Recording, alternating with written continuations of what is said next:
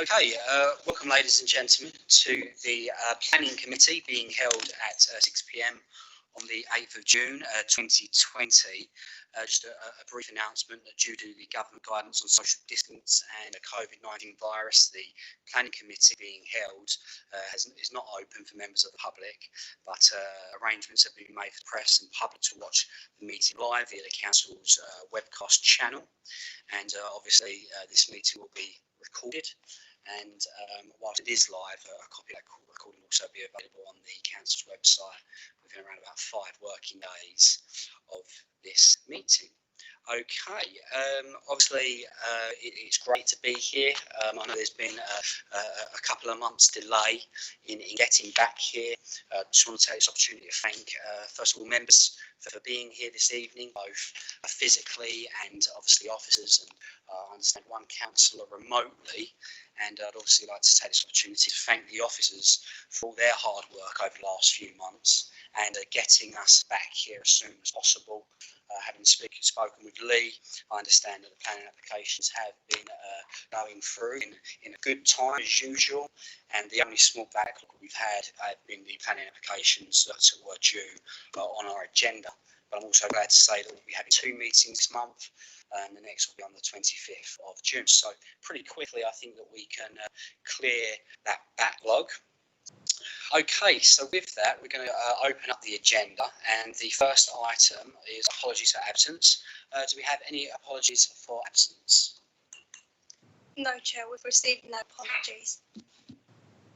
Excellent, thank you. And I can see that Councillor Potter is joining us remotely. That'll be the first time I think we've ever done it on planning, so I think it's good progress in terms of technology. And welcome, Councillor Potter. It's great to have you with us. Excellent. Right, okay. So going to the minutes of the meeting, that's agenda item 2. To approve as a correct record the minutes of the planning committee meeting held on the 19th of March. Councillor Rice, please come in. Chair, I did raise, I think it must have been a meeting or 2 ago, might even be in these minutes. I'm still being told that a lady called Caroline Robbins, who's our solicitor that we share with Brentwood, only comes in once per week to sign off 106 agreements to this council. Now, I did say at one of the last meetings I was very concerned about that, because we're supposed to be a unitary development area, and I understand that Basildon has a full-time solicitor that works for their authority on a Monday, Tuesday, Wednesday, Thursday, Friday, 5 days a week, signing 106s off. And I'm just astounded that still being told this, and I'd like to ask the planning manager, you know, is there truth in this? Because if there is, then I think us as politicians, we need to do something about this, because if we're delaying applications or delaying applications being signed off, you know, particularly now that we have this unemployment problem going to affect our economy, I feel it's a very retrograde step, but perhaps the planning manager can tell us, Lee, the position on this. Thank you, Councillor Rice. Lee, would you like to come in there? Thank you. Thank you, Chair. Good evening, members. I can confirm that the planning team is supported by 2 full-time planning solicitors, and Caroline is one of them who is in the office working full-time supporting the planning team. So just to answer that, but if there is a concern from members, certainly I can pick up with the Assistant Director for Legal if there is a concern that the legal agreements aren't being progressed in time. I mean, I was only concerned, Chair, because obviously if applications are being delayed, whether they're coming in front of this committee or delegated applications, that would be a concern to us, because in these times of not only COVID-19 crisis, but we're being told by our government that we're going to have trouble with employment. And if these applications are being delayed because of this, then we need to look at this quite seriously. Okay, thank you. Lee, I understand you would have noted that down. And based on that, we will now continue. The accuracy of the minutes of the meeting held on the 19th of March. Are we happy to approve those? Agreed. Yeah. Excellent. Agreed. Right, let's go on to items. Item 3, items of urgent business. There are no items of urgent business.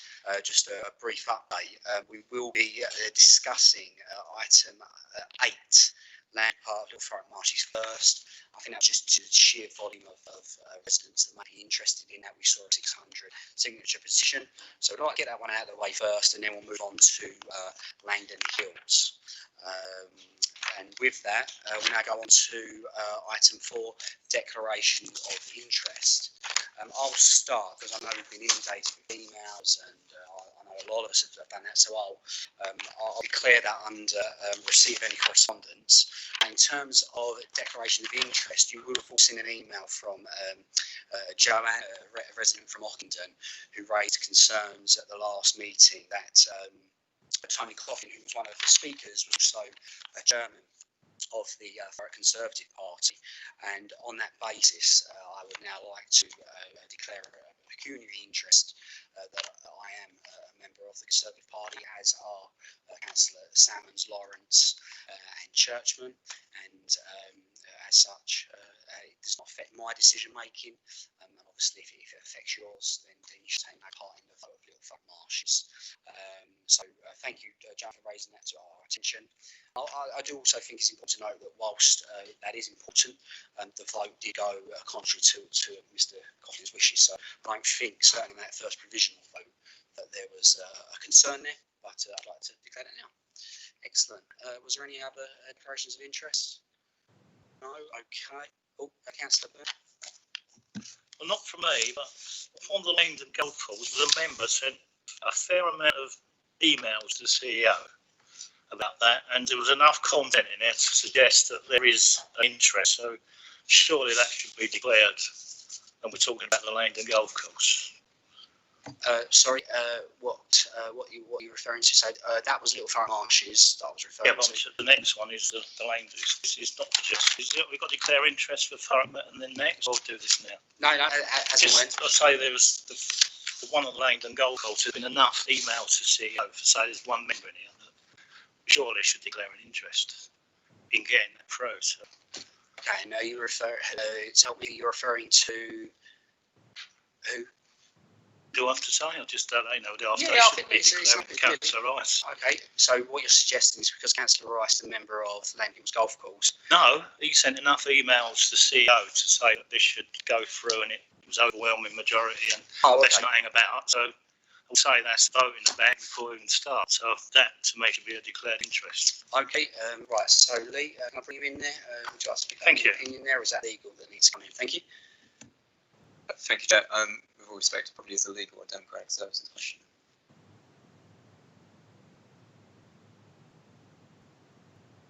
Sorry, Councillor Byrne, I'm confused as to what you're trying to declare, an interest or a receipt of correspondence.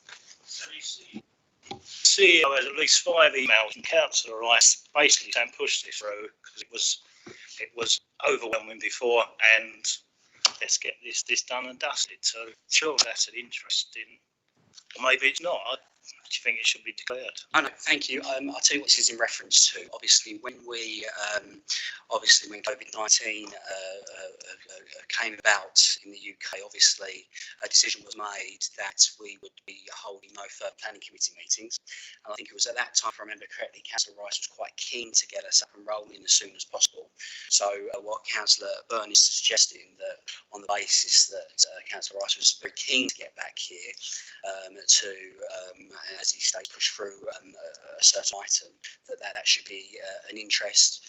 And is that on the basis of his content? Yeah. Okay. All right. To declare. Okay. Thank you. When did you have any comments over there? Okay, I think that would be for Councillor Rice to declare then. Yeah, and if Councillor Rice is a member of Langdon Hills Golf Club, then it'll be. Right. Just clear that up, Chair. I'm a member of the Orsett Golf Club, and that is the club I've been a member for 50 years. regarding me talking through emails to the Chief Executive and the Director of Planning and the Planning Manager and copying in members of this committee, as a democratically elected member, I am entitled to do that, and there is no interest to declare, because if I can't email officers to ask what is happening, then, you know, it would be a very sad situation. And I understand what Councillor to my right is saying, but as an elected member, I am allowed to email the Chief Executive and ask her the question when this committee would resume and where it would resume. And I suggested on many occasions perhaps this could go to the Civic Hall, where there would be plenty of social distancing. Now, whether the Chief Executive, the Planning Director, the Planning Manager didn't take those up, that really is just a matter of no, it's an email, and that's it. What Councillor Bryan is alluding to really is not an interest at all. So just clear that one up. Okay, thank you. Okay, all right, we've made that statement now. I mean, obviously, we are on declarations of interest, so obviously, if Councillor Rice feels that now would be the time. But no, thank you for raising it to our attention. It's certainly everyone's opinion. It's really important on the committee. Okay, then. So, are there any declarations of interest? Before we go any further? No. Okay. Excellent. Right. Let's move on. Now, what we're going to go for now is declarations of receipt of any correspondence. There has been a few emails to and from. So, what I'll do, I've noted these down, and we'll go through these one by one. Now, first of all, more recently, we received an email from Peter Harvey, and he was a resident who has had concerns over Little Thurrock Marshes. I believe we were all CC'd in on that email. I then had an email from a Hillary Goodman, and that was a constituent, and that was in favour of, consultant, and that was in favour of Little Thurrock Marshes. We all received that email from Hillary Goodman. Excellent. Okay, we've also had an email. Now, this was dated on the 28th of February, so it was some time ago, but it was from Jason Rishover, who's the CEO of Risco Leisure, and that was on the 28th of February, and we all received that, including officers, I understand. That just had some further information to Langdon Hills. We then had an email. This was just to me, but I assume it went out to all members, and that was from a Gina McGertrude, and that was she's a consultant in favour of the Langdon Hills development. I received an individual, but looking at knots, I understand that everyone has received that. And then obviously we also had the email from Joanne, who is a resident in Langdon, over the potential declaration of interest. That is the non-pecuniary interest, which I've just declared on behalf of myself and other Conservative members. Right, so outside that, have we received anything else? Councillor Byrne. I had a phone call Sunday, but I said I don't speak to him. So that was about the marshes. Phone call. And who was that? Who's? Oh, Hillary. Okay, excellent. All right, yeah. So she just made a few phone calls, and yeah, excellent. I don't think I did speak to her on Sunday, but I did get her email. So brilliant, excellent. We're getting Steve Taylor. You raise your hand. Thanks, Chair. Well, I didn't see any of those, which is not a big surprise, but since I rarely do, but I haven't seen one of them. But what I have got is from a lady called Margaret Nash, which is with regard to Langdon Hills Golf Course.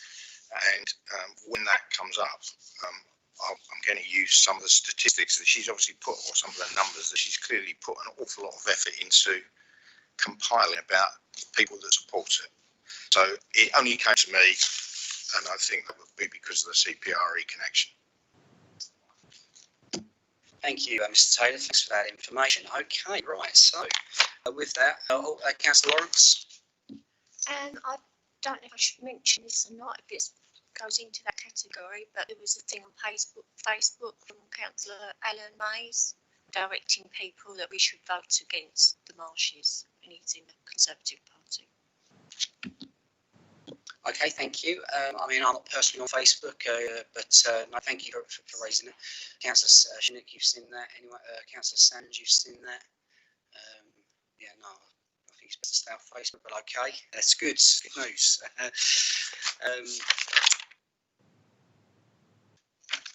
let's move on to item 6, which is a public address to the planning committee. So this now allows us to open up the remaining items on the agenda, and that the first item on the agenda is actually item 8, and that's 19/01058/OUT, and that's land part of the Little Thurrock Marshes, and that can be found on pages 129 to 186. Okay, and with that, would the officer like to present the report? I understand.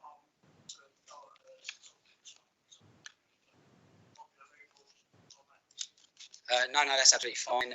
Matthew, if you'd like to get the presentation up, and Councillor Churchman, as you was not present at the first vote, you won't be participating in this one, but you're more than welcome to stay there as long as you don't participate. That's absolutely fine.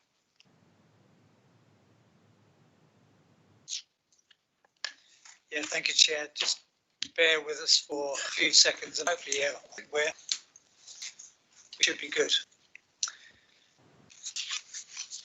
Okay, what I'm going to do for the benefit of members in the chamber, also those who may be looking remotely. Chair. Sorry to interrupt. I don't know if I should say this or not at the moment. Sorry to interrupt.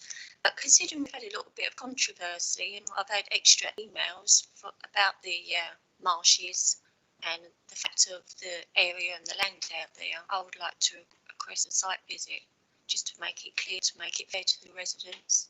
I just thought I'd best mention it now rather than sit here and listen to everything. I just wondered how everybody else might feel about it. I'd like to do the right thing by everybody. Fantastic, thank you. Just before we go further, I just need to make sure that if we was to remind to do a site visit, that that is the right process to do that at this stage of presentation, because obviously we've got presentation questions and debate. Lee, would you like to come in there? Thank you, Chair. And the presentation isn't particularly long. I suggest going through the presentation, hearing what the legal officer has to say, then weigh that up. If that is something that after the presentation, members were looking to go for a site visit, obviously put that to the vote at that point. But I suggest having the presentation in the first instance. Fantastic. Okay. So what we'll do then, Councillor Ross. Thank you, Chair. I mean, I'd be happy to second that, because obviously there's been a lot of disquiet with the residents, and I think we probably owe it to them to have a site visit. And now we've been instructed by the government, which I did send you a paper and Vice Chair a paper, that we can have virtual site visits to speed things up, you know. So I'd be happy to do that. You know.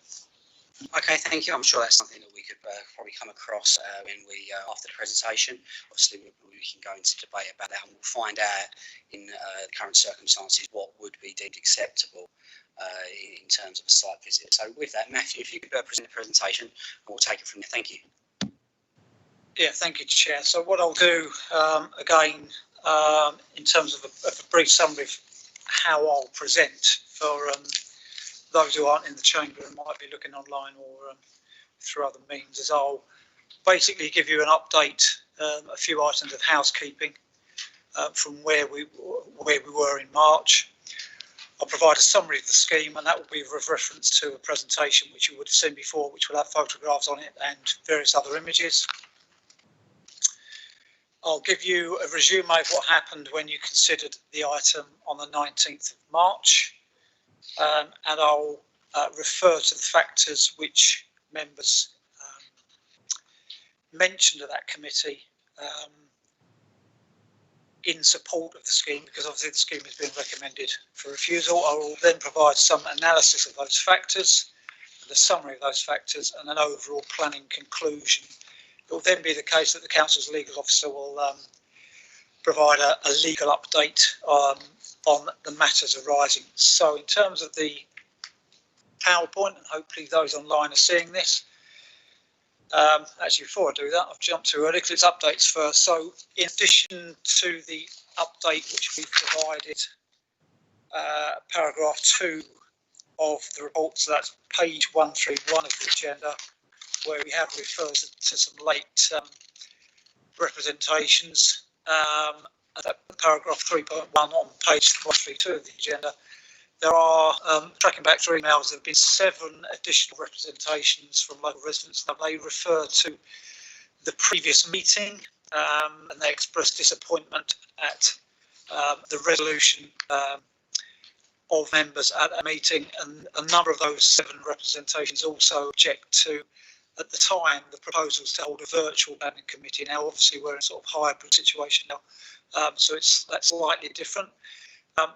A couple have been touched on already, but I'll go through them just for the purposes of being complete. We have the local planning authority has received a letter dated the 4th, so that was last Thursday.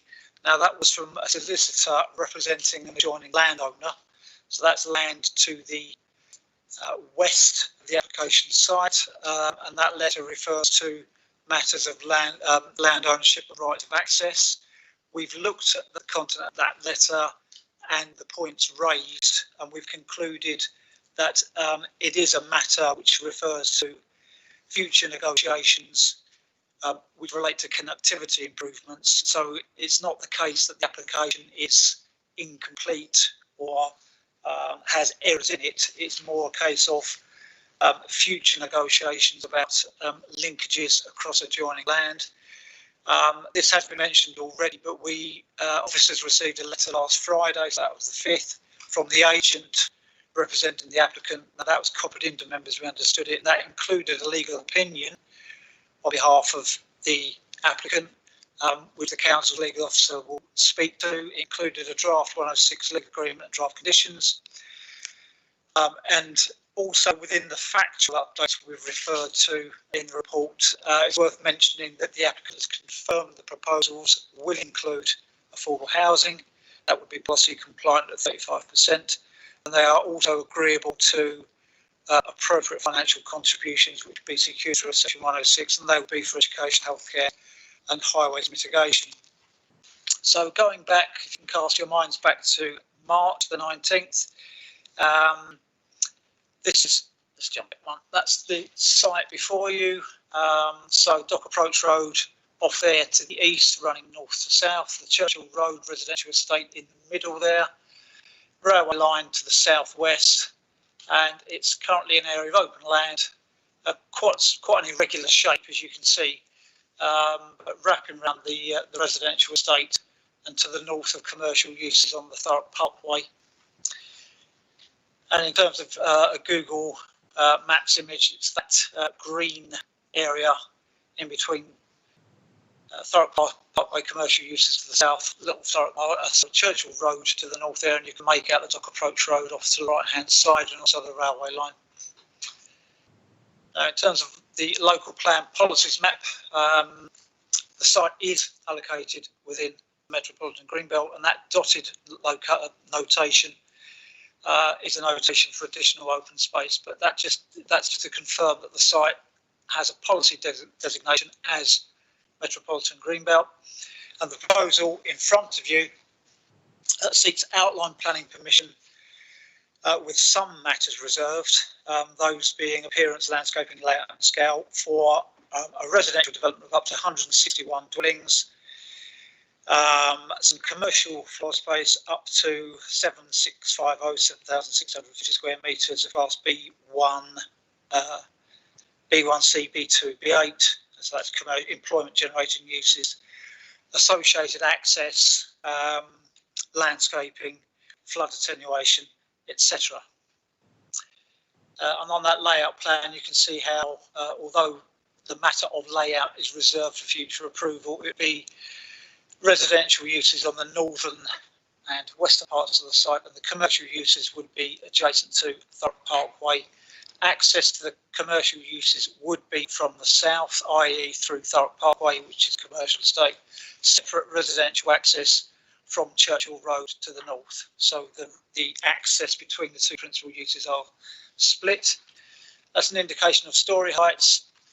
So the blue and the red are the residential uses, and the yellow are the proposed commercial uses. I'll dwell on that too much. It just shows how potentially the uses could be disposed of across the site. And a master plan. And what I'm going to do in the next slide is compare that to what was considered by members of this committee, refused by members of this committee, and considered a public inquiry in 2018. So that's the current proposal.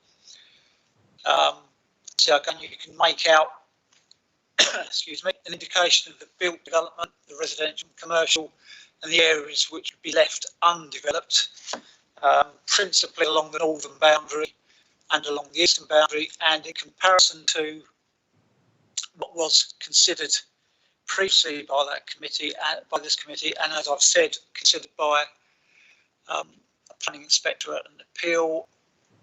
That's the change. So that's the appeal proposal, and jumping back to the current. So going on, just to finalise the picture, that's a landscape strategy which principally shows the area to the right-hand side. So that's the east boundary site where previously on the appeal proposal that would have been partly developed, is now shown as largely open with some new planting and some flood attenuation as well. I'll run through a few pictures. So that's looking across the site towards Thurrock Parkway from the northwestern corner, looking southeast, showing the open nature of the site. That's the northwest corner looking eastwards. So that's a main river, in point of fact, a drainage ditch on the site. Similarly, looking not a similar position, actually looking northeast, again showing the open nature of the site, and then Churchill Road, looking back towards the Churchill Road estate. So that's from the entrance of the site. That would be from the entrance of the residential access, if you like, looking back up towards the existing residential estate, and looking the other direction, that would be where the residential access is taken from. And then from a similar vantage point, looking in towards the site. So it is open land. It's partly vegetated with scrub vegetation, as you can make out. And a fairly similar view looking southeastwards, again making out the open nature of the site. And we then jump to the southern boundary. So this is next to Thurrock Parkway. Again, site principally on the left-hand side there. Again, largely open. And similarly, similar vantage point looking north, so back toward Churchill Road, and you can make out the open nature of the site. And from the southern boundary looking east, so you can make out the skyline there. These are some of the existing properties in Churchill Road, and similarly the open nature of the site. I think there's one or two more pictures. That's the southern access. I mentioned access would be split between residential and commercial, so that is the southern access from Thurrock Parkway, which will serve only the proposed commercial uses. And a few pictures taken from the Dock Approach Road, so from the east, looking west. So again, showing the open nature of the site on the skyline, some of the existing uses within Tilbury Docks. Looking northwest, so that's the sort of northeastern part of the site. Again, largely open with the existing residential properties in the Churchill Road estate in the background, and looking southwest. So on the skyline, again, you can make out some residential properties and also some of the cranes, etc. Within Tilbury Docks, but again, showing the open nature of the site. So I've explained what the proposals are all about there. I've also referred to, as we did in the March report, to a fairly recent appeal decision for a similar development, albeit with more housing. So that was up to 280 units with a smaller amount of commercial floor space, and also for community facility. That was refused to planning permission by this committee. It was considered at a public inquiry and was dismissed at appeal in June 2018, so around about 2 years ago. Now, the current proposal compared to that appeal proposal does reduce the amount of built development and therefore increases the amount of openness. And we concluded within the March report there would be less harm to the openness of the greenbelt. Nevertheless, the proposals constitute an appropriate development. There would be harm to the greenbelt, albeit of a lesser nature, and there would also be harm to the purposes of including land in the Greenbelt, and those are purposes A, B and C as set out in the NPPF. Again, in accordance with the NPPF, substantial weight should be afforded to that harm. The report we prepared for March committee, on which you considered that committee, that's at Appendix 1 of the current agenda. That sets out the factors and the benefits which were referred to by the applicant in their case for supporting development, and we attached weight to those factors in light of the inspector's report. So we relied fairly heavily on the inspector's report in attributing weight. Now, those factors were, just for benefit, the provision of new market housing and new affordable housing, and in accordance with the inspector's report, we attached very significant weight, very significant positive weight to those factors. The applicant referred to connectivity improvements, so that's basically linked to the east of the site and further afield in towards Grays. The inspector afforded weight to those benefits, and within the March committee report, we afforded either significant or moderate weight to those benefits. Provision of new open space. I referred in the presentation to a larger area of open space along the eastern and southeastern boundary of the site.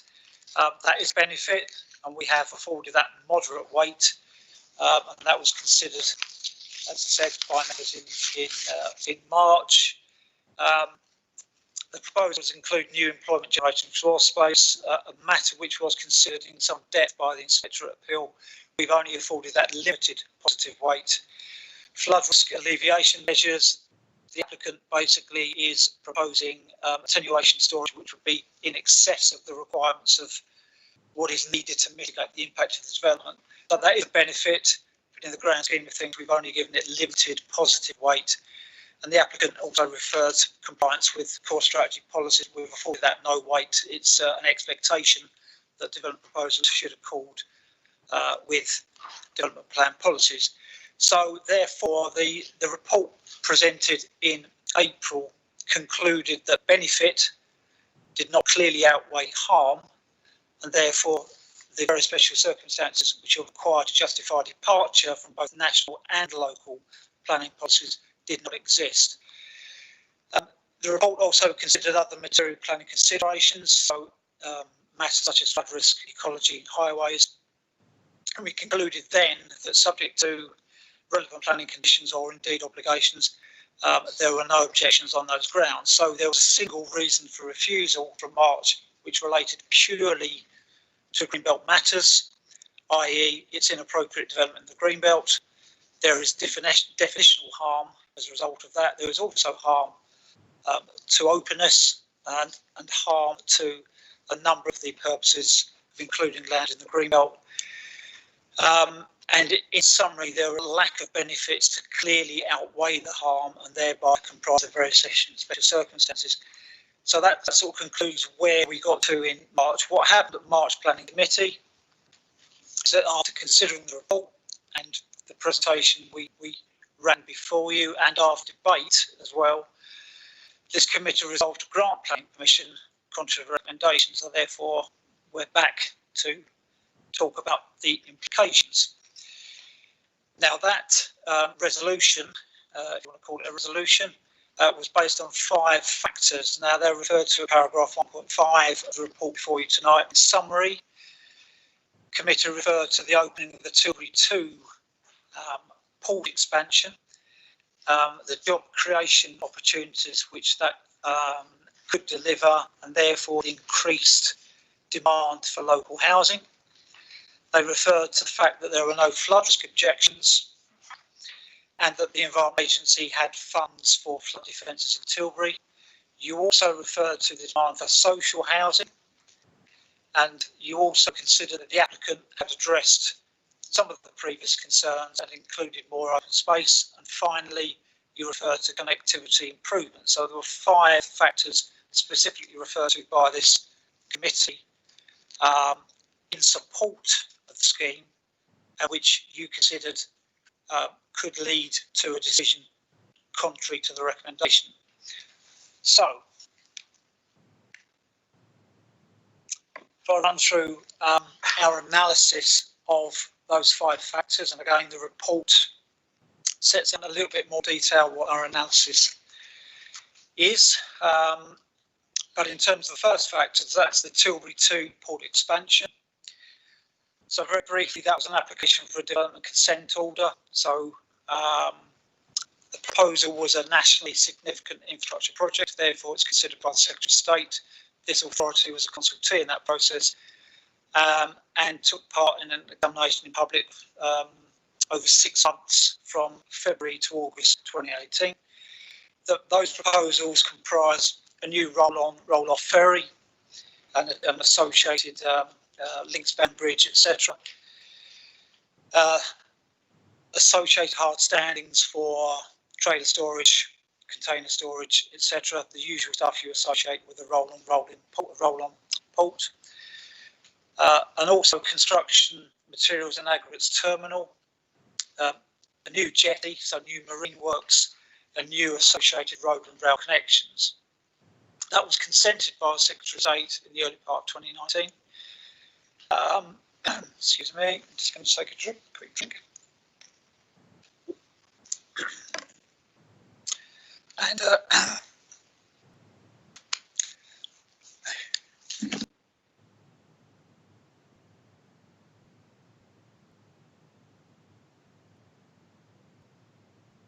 apologies for that, that's a frog in the throat. So that was consented by the Secretary of State in, I think still there, in February 2019. Construction works started in April 2019, and it's expected that the port expansion will be partly operational later this month. I had a conversation with a planning agent last week, funnily enough, and they confirmed that. So partly operational later this month.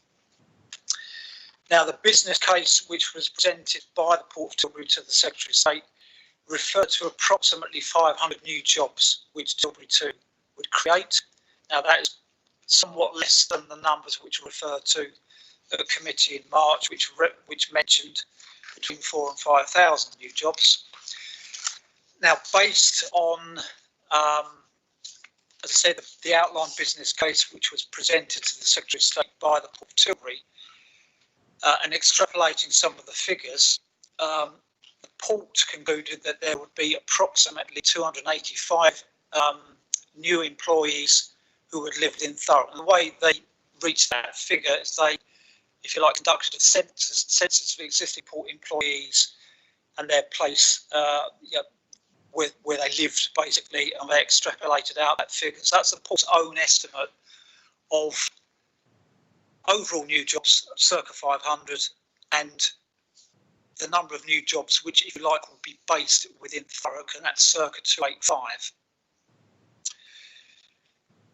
As part of the Section 106 agreement for Tilbury 2, we negotiated with the port a skills and employment strategy.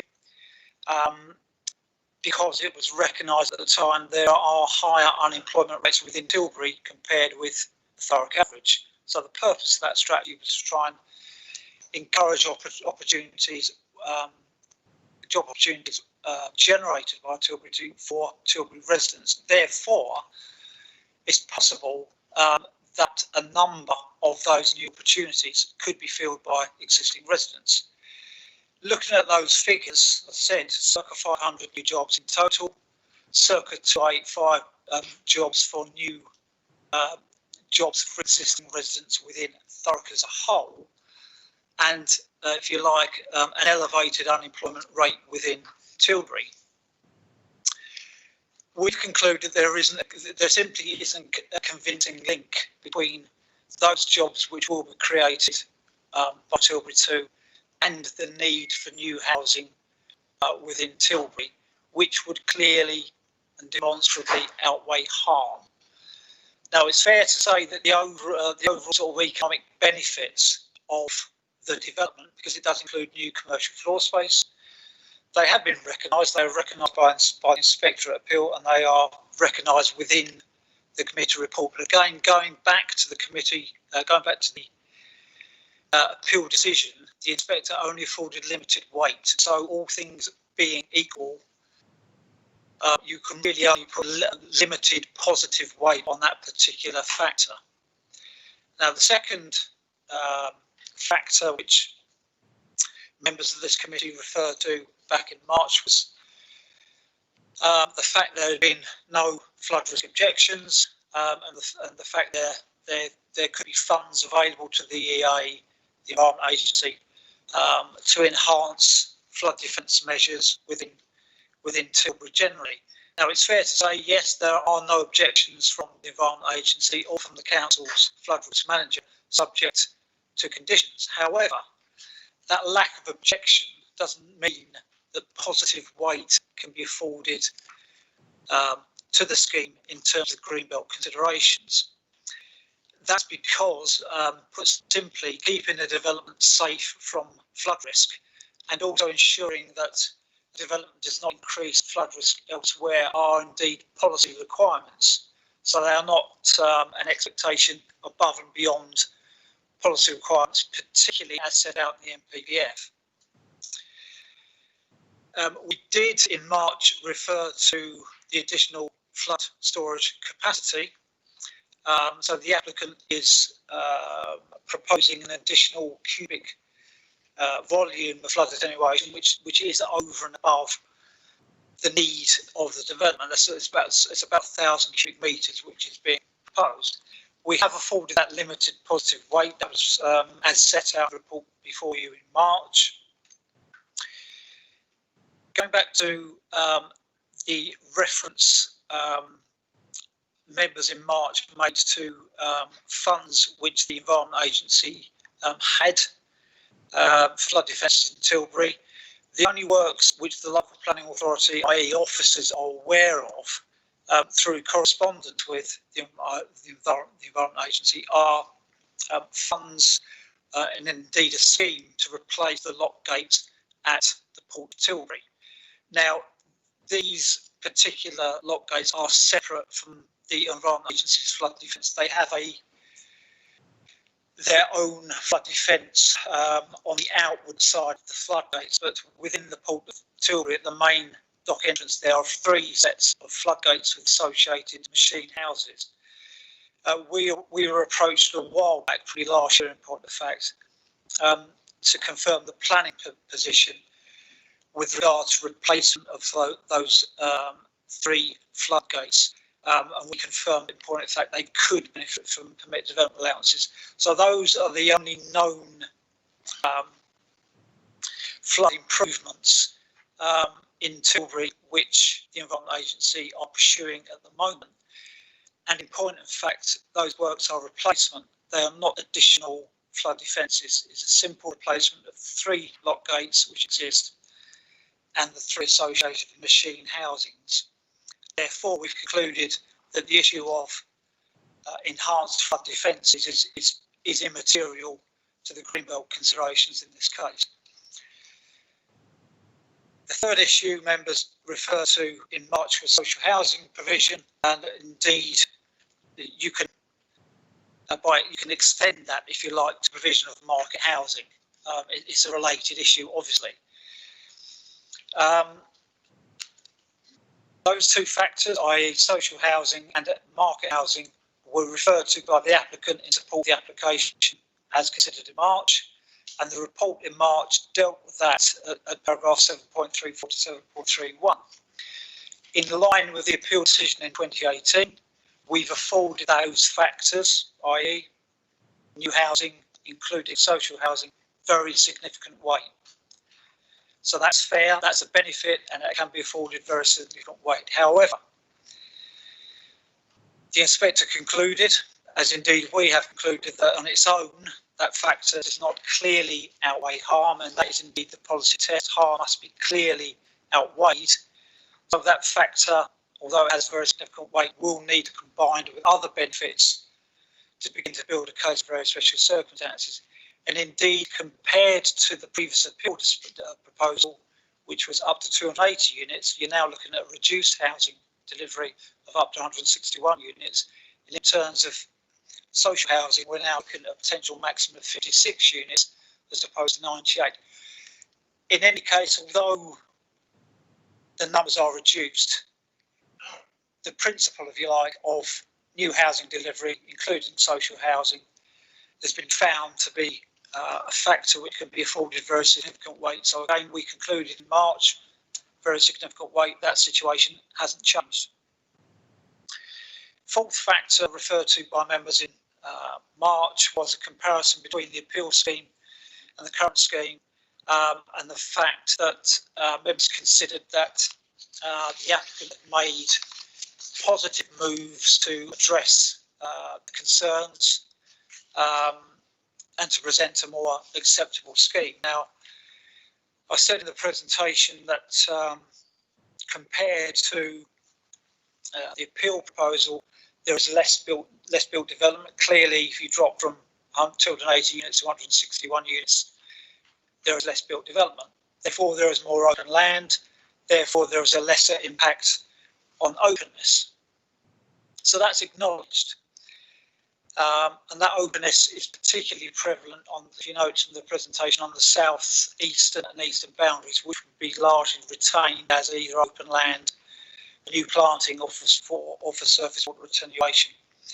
So yes, there is a difference. However, going back to the principal greenbelt considerations, the development is still an appropriate development in the greenbelt, and there's still the judgment to be made as whether or not the benefits clearly outweigh the harm. We've reached the conclusion they do not clearly outweigh harm. The final factor mentioned by committee in March was the connectivity improvements, and those mentioned at paragraph 7.4 to 7.49 of the March report. These factors were considered at appeal. So the inspector's report, if you refer to it, goes through the benefits, and they are a benefit. Make that clear, they're a benefit of the proposals, and they have been afforded weight. And that's either moderate positive weight or indeed significant positive weight. Again, going back to the appeal decision, the inspector on balance concluded that those connectivity improvements did not combine with other benefits to clearly outweigh the harm. So looking at a brief summary of those factors you referred to in March, the factors of social housing and connectivity improvements, they've already been considered at appeal, held in this chamber, a public inquiry in 2018. And we referred to those matters in March, albeit social housing, we referred to it, we've wrapped that matter up in the broader issue of housing delivery, be it market housing or social housing. So those factors attract weight, they attract positive weight, but we consider they do not combine clearly outweigh the identified harm to the greenbelt. On the separate issues, so if you like, the new issues which haven't been considered previously, either by the committee in March or by the inspector in 2018. So there are three issues there really. So the issue of Tilbury 2 or expansion, and about the need for new housing to support the employment provision. We've looked at the analysis of the number of jobs created, tried to factor in what jobs would be filled by people in Thurrock, and the fact that there's an employment and skills plan which was secured by Section 106 agreement for Little Thurrock Marshes. We've concluded there is no convincing link between the two. Turning to the issue of the applicant's attempt to address the previous concerns, i.e. their reduced amount of development, their increased openness. That's acknowledged. That's acknowledged in the report we presented to you in committee, where we clearly set out there is more open space, particularly in the south, eastern and eastern boundaries of the site. However, there is still a principal issue here about greenbelt, about inappropriate development in the greenbelt, about harm, and that means harm to greenbelt, openness, and also to the purposes, including land and greenbelt. Again, we've concluded that factor on its own, and even in combination with other factors, does not clearly outweigh the harm. And again, I lay emphasis on the word clearly outweighing harm. Final issue, flooding. Now, in point of fact, the March Planning Committee did consider, to a degree, flood risk issues. So we presented to you the fact that there were no flood risk objections, and we presented to you the fact that the applicant is proposing a level of attenuation which is over and above what is needed. So the March report did afford that particular factor some limited positive weight. However, looking at the factor which was relied on in terms of additional flood defences in Tilbury, which the Environment Agency are looking to promote at the moment, the only scheme we are aware of is, as I've mentioned, replacement lock gates at the entrance to the Port of Tilbury. That factor in the greenbelt balance has to be immaterial. That particular factor, replacement lock gates, is immaterial to the greenbelt considerations. So, finally wrapping up, I said I'd reached some planning conclusions, and I apologise for the time it's taken, but I think probably for the benefit of those online, it's fair to tell the full picture, if you like. So the planning conclusions we've reached are that the proposals comprise inappropriate development, and that is with reference to the NPPF. So the site is in the greenbelt. This is inappropriate development. NPPF paragraphs 143 and 144 refer to appropriate or inappropriate development greenbelt, and with reference to inappropriate development, clearly state that inappropriate development should not be approved except in very special circumstances. And the NPPF goes on to say that very special circumstances will not exist unless the harm to the greenbelt by reason of inappropriateness and any other harm resulting from the proposal is clearly outweighed by other considerations. And again, I'm going to labour the point, clearly outweighed by other considerations. So in terms of harm, in this particular case, there is harm by way of inappropriate development, there is harm by way of loss of openness to the greenbelt, and there is harm by way of the proposals conflicting with a number of the greenbelt purposes. These factors were set out in the March report and still are relevant. The benefits of the proposals which have been promoted by the applicant largely have been considered at appeal and have also been considered by this committee in March.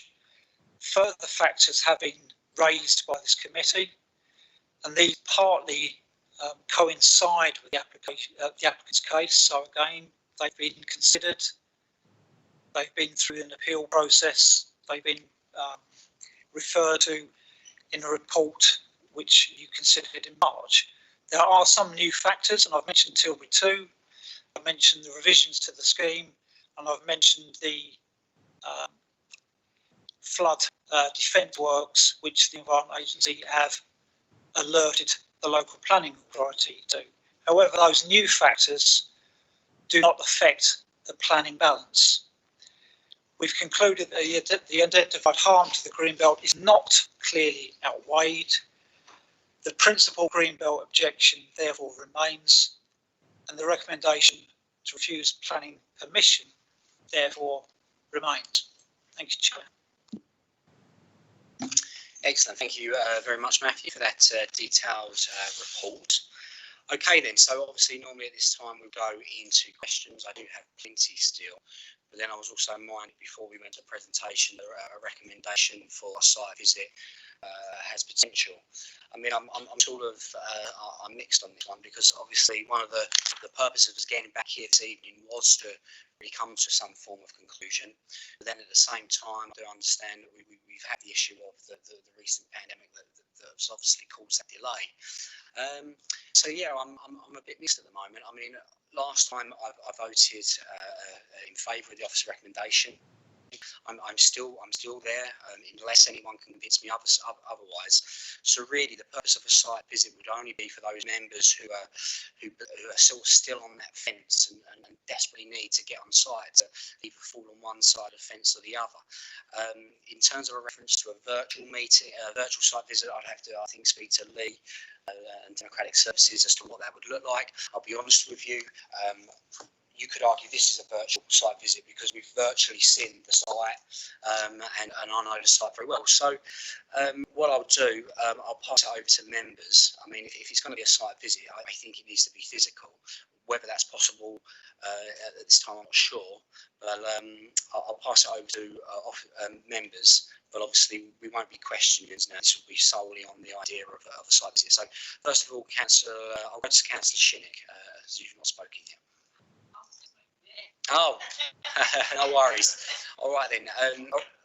Okay, so let's go to Councillor Lawrence. Thank you. I think I would rather go and have a proper site visit rather than see the virtuals. Like you said, it'd just be looking at pictures on the screen again. I prefer to wait if it's safer, but I do now. We are allowed to meet out in the open air, so which is okay now for us to go around, be able to go and do that. And one of the reasons I do it is because asking for this is because I was inclined to go against the officers last time, and considering I've had all the emails sent to me concerning the ecological considerations, which I got last minute yesterday, I think it's only fair that I go and actually see it with my own eyes, because I've been told different things, that sometimes you get a lot of dumping and things like that there. But also, I think we should also take into consideration Amazon that's already built there, not just Tilbury 2. So many people work at Amazon and so many people are on the housing list. We need homes. So I am on the fence, and this is why I think a site visit might help me. Well, Chair, I certainly second that. I think Councillor is absolutely correct. There has been late information about this particular site. And I think we probably owe it to the residents to go down there and have a look at what we're going to decide upon and give it fair due diligence. And I'd certainly second that site visit and move it to a vote. Okay, thank you. And I think Councillor Fletcher raised his hand. Thank you, Chair. As I understand it, listening to Matthew and reading through the report, if we were to again go against the recommendation of the planning team, we would need to be able to show clear and material reasons why we wish to differ. And my understanding is that if we're, do correct me if I'm wrong, but that we're unable to show material reasons why the benefit would clearly outweigh the harm, then we're being strongly recommended not to bother, because it isn't going to get anywhere. So I suppose my question would be, will a site visit enable us to reach that point where we can actually say, from the site visit, we have seen X, Y, and Z, and this clearly materially outweighs the harm? The thing that seems to me clear is that the fact that it's built on Greenbelt, that harm isn't going away. There's nothing we're going to see that's going to take that away. The only reason for recommending would be that we feel there are strong enough material reasons to build to clearly outweigh. And I suppose where I'm struggling at the minute is, and I'm really asking the question, how would a site visit allow us or enable us to do that? If we can come up with a reason why, then I'm up for it. Okay, thank you. Very good. So first and foremost, before we go to a potential vote on a site visit, obviously we do have a meeting coming up on the 25th of June. I might have to bring in Democratic Services or Lee here. Lee, if we was minded to do a site visit, first could you pass us your opinion on that, on the basis that we've come this far already? And second of all, and it's probably Democratic Services, where are we at the moment in terms of the potential for a site visit? I think if there are members that voted one way or the other and they're not sure now and they're on the fence and they think that by going to the site that might change their vote, then I suppose in that sense it would probably be worthwhile. I think if everyone was either one side or the other during this debate, then it probably wouldn't be worth it. So first of all, let's clarify where we are. Lee, can I have your comments on that? Thank you. Thank you. So the next meeting of the committee is scheduled for the 25th, so that'll be 2 weeks away. I'm conscious that the council has set out a range of protocols for dealing with virtual meetings and hybrid meetings, so probably need to defer to Democratic Services for the detail of how a site visit would be conducted at this time. But in theory, there could be time from today to the next meeting. The report wouldn't change, it would just be essentially deferred and to allow the site visit to take place. Okay, thank you. And Democratic Services, what's your understanding? Well, now I think we have to look at what the social distancing guidance is.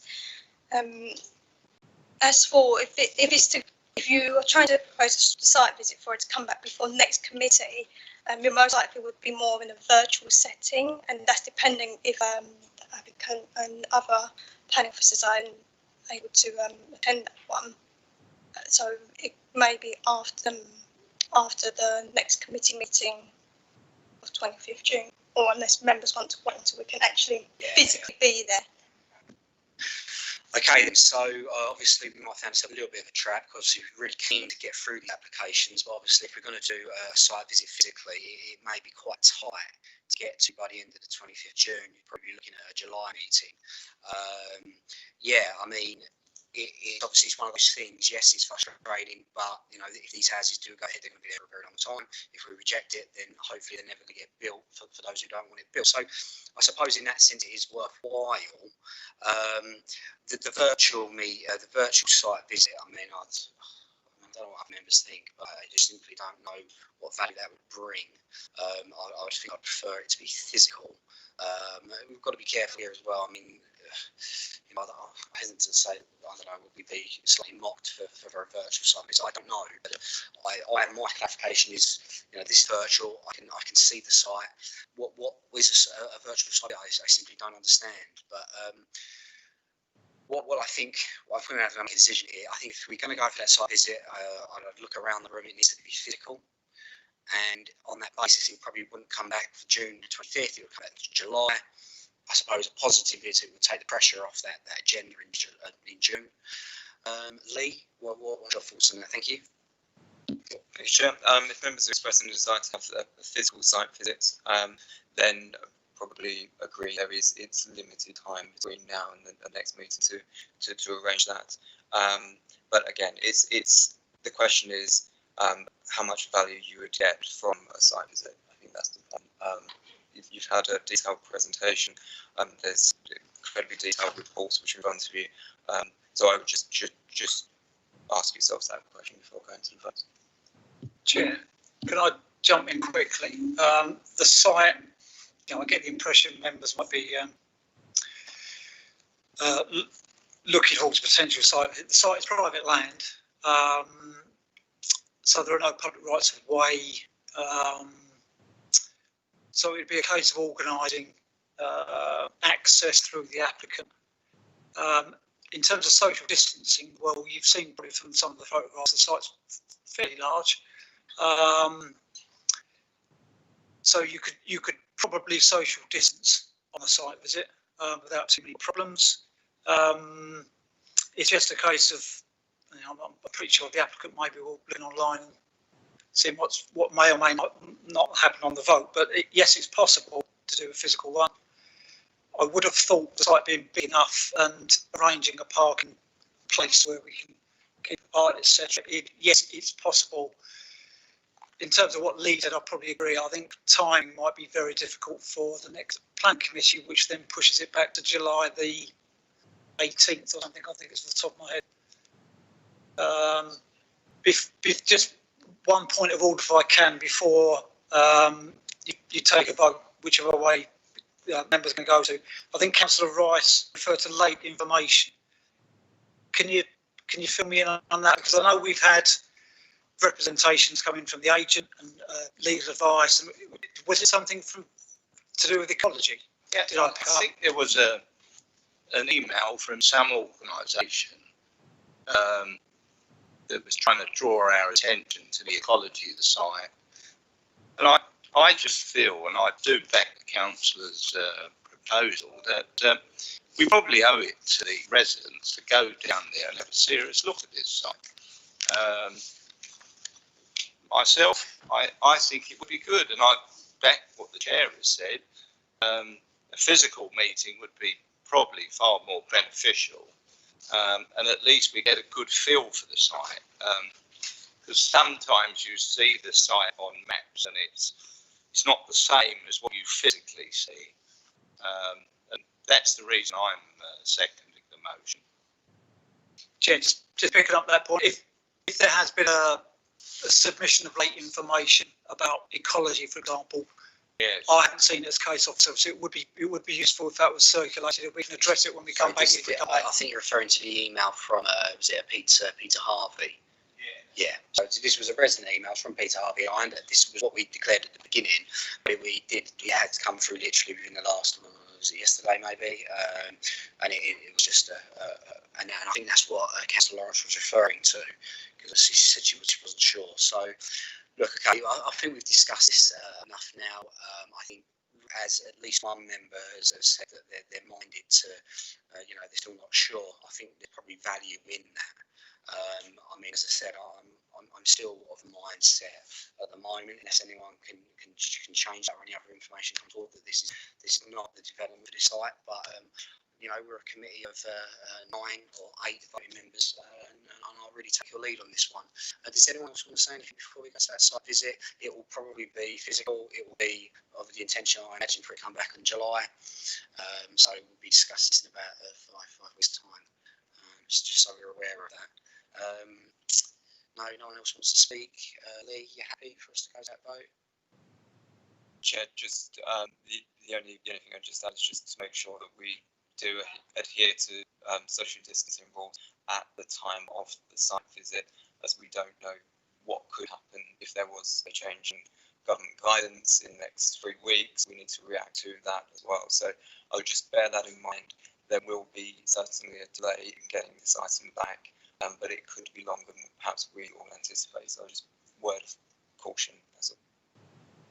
Yeah, no, that's a very good point. Obviously, we're not in control of any changes in guidelines that may come about. So I'll go to Councillor Schnick first and then Councillor Byrne. I pass this site quite often because I go to Astor at Tilbury, and it's really overgrown. I don't see what we're really going to gain the site visit, because my mind's not changed. I'm still not going to vote for this.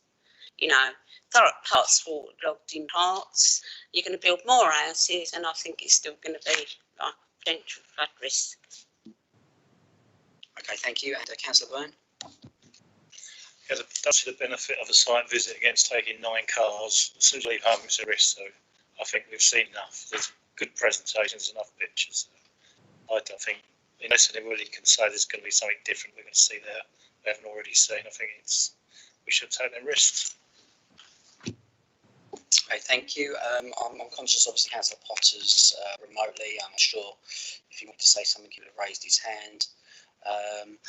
Councillor Sams, did you have anything to say? Or I think nothing else to add. I would actually prefer a site visit. Okay, excellent. All right then. Wendy, has Councillor raised his hand there, or no? No. Okay then. All right then. Right. So I think Councillor Lawrence proposed a site visit, and that was seconded by Councillor Rice. This would be a physical visit, and that is obviously in guidance of guidelines on social distancing, and that'll be minded for it to come back. I'm probably happy to support this on the basis that members have said that they're still not sure on this one. I think on that basis there's probably value in it. It doesn't matter which way we voted. If people are still minded that, then that's well worth a visit. So with that, all those in favour of the site visit, please raise your hands.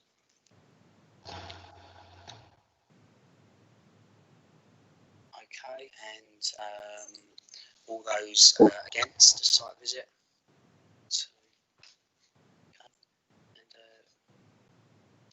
have we an indication there from Councillor Potter? Councillor Potter, Yeah, can you hear us? sorry. Can I vote for a site visit as long as it is in July, because that's when my lockdown ends at the end of June. Okay, that sounds reasonable. Yeah. Okay then. Right. So for the benefit of those listening online, I think there was 1, 2, 3, 4, 5. See, I think there was 7 in favour, 6 in favour, and 2 against. So that means Little land part of Little Thurrock Marshes 19/01058/OUT has been deferred to a later day for a site visit. Are we all happy with that? Yeah. Excellent. Good. Okay. Well, thank you very much, everyone, for your comments there. Steve Taylor, do you have a comment before we go any further? It's just a question, Chair, and only because Matthew put an awful lot of effort into that, and there were just 2 questions I wanted to ask him about physically actually what he said. And I was just thinking, if we're going to go through this again in the future, at least that we can clear those up. But I don't.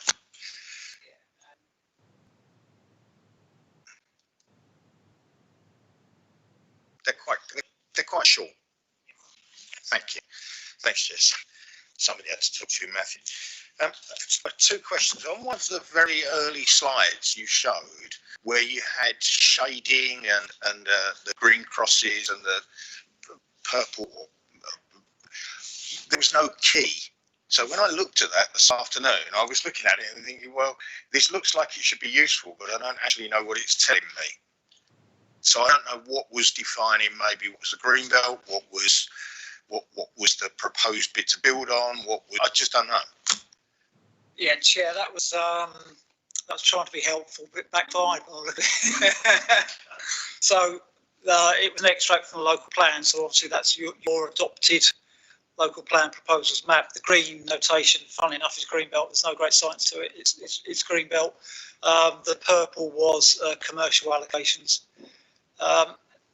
Point taken, there should have been a key. Yeah, you're quite right. Okay, that's great. Thanks, Matthew. My second question, when you're talking about built out mass, or the words to that effect, and you were saying that because the number is reduced from 160 down to 161 from 280, that the built mass would be smaller. But surely in this now, there's some commercial build as well. So although the housing built mass is smaller, but if you add the commercial piece to it, then it's just a question really, because it sort of seemed the commercial bit seemed to be ignored. Yeah, Chair, it's a fair point. The scheme is different in that outline provision has now sought for up to 161 dwellings as opposed to 280. But the corollary of that, if you like, is that the amount of commercial floor space has increased. Now it's an application for outline plan permission. So the only matter for consideration in detail is access.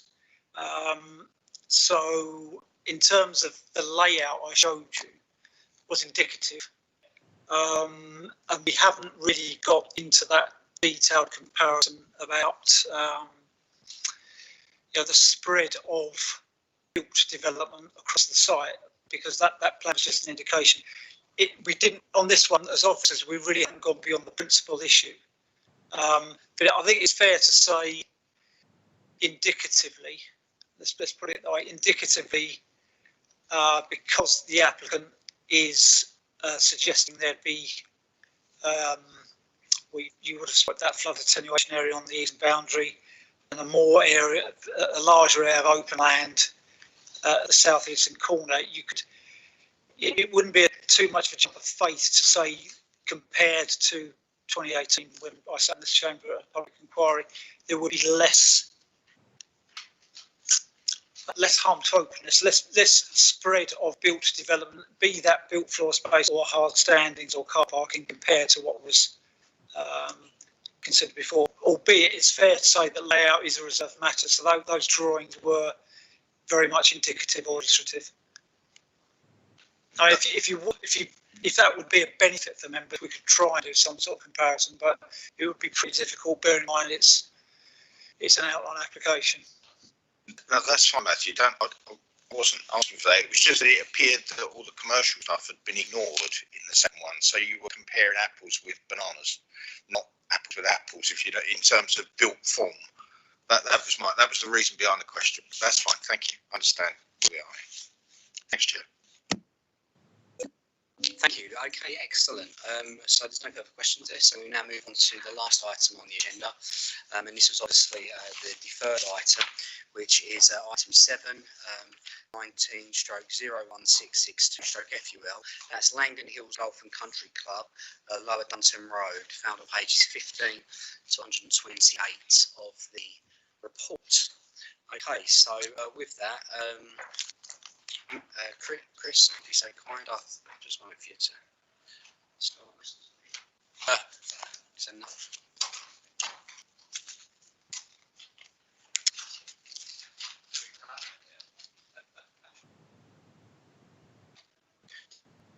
Did anyone use the bathroom before we start? Yeah. Do you want to use? Sorry, I'm alright to do that then. Yeah. Before the presentation starts. Yeah. I'll just use the bathroom as well.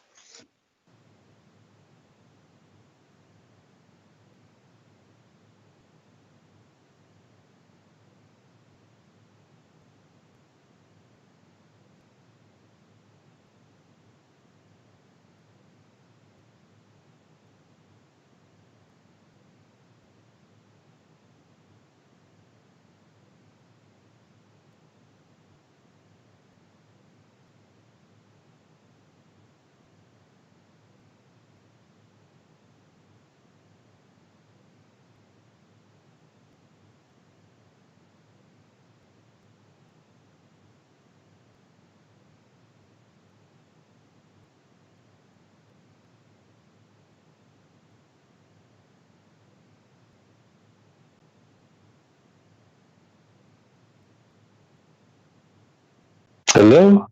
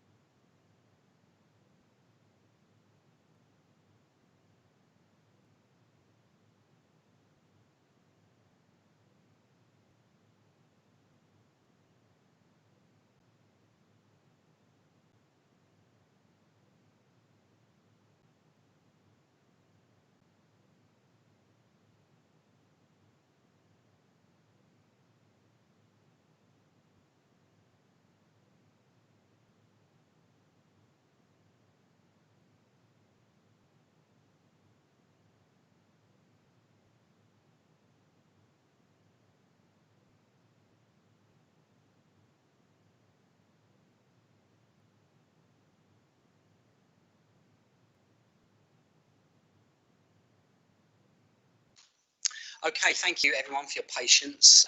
Everyone's now back in the room, so we can continue with the last item on our agenda. This is the Langdon Hills Golf and Country Club, which was a third item last time round. Members were minded to support, so officers have gone away. They've done their research, and Chris, if you're happy, please start your presentation. Thank you.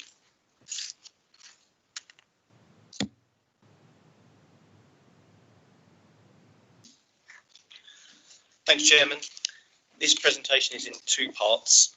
Part one, with myself setting out where we got to at the February Planning Committee, what's happened since, and then going through and assessing the factors put forward by members at that Planning Committee meeting, assessing them in regard to the reasons of refusal previously presented, and then come to the conclusions. After that, I shall hand over to Caroline Robbins in our legal team, who's going to give a further presentation in terms of legal implications contained within the report.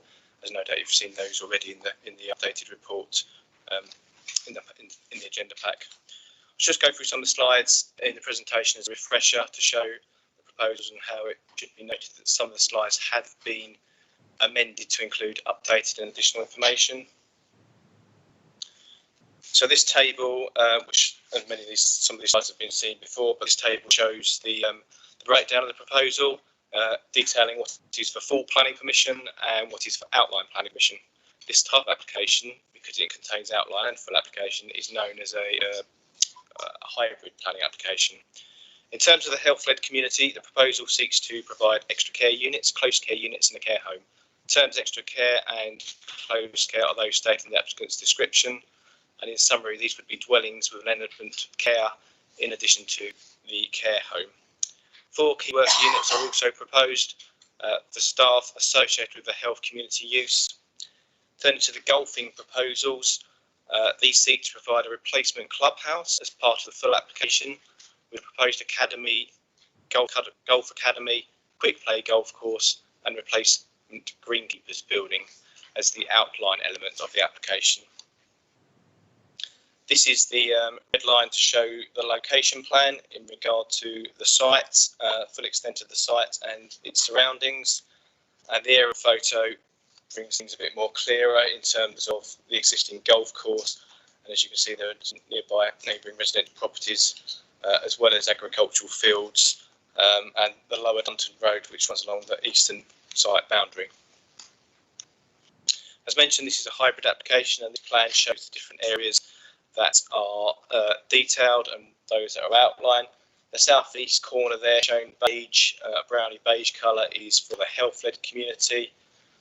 There's an outline bit being green, and there's some other annotated areas there shown where the golf academy proposal is, as well as the replacement clubhouse.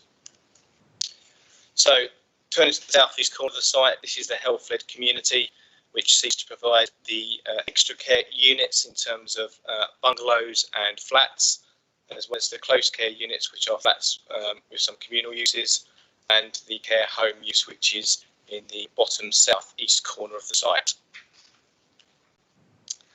So the close care apartments and care home are shown on this slide.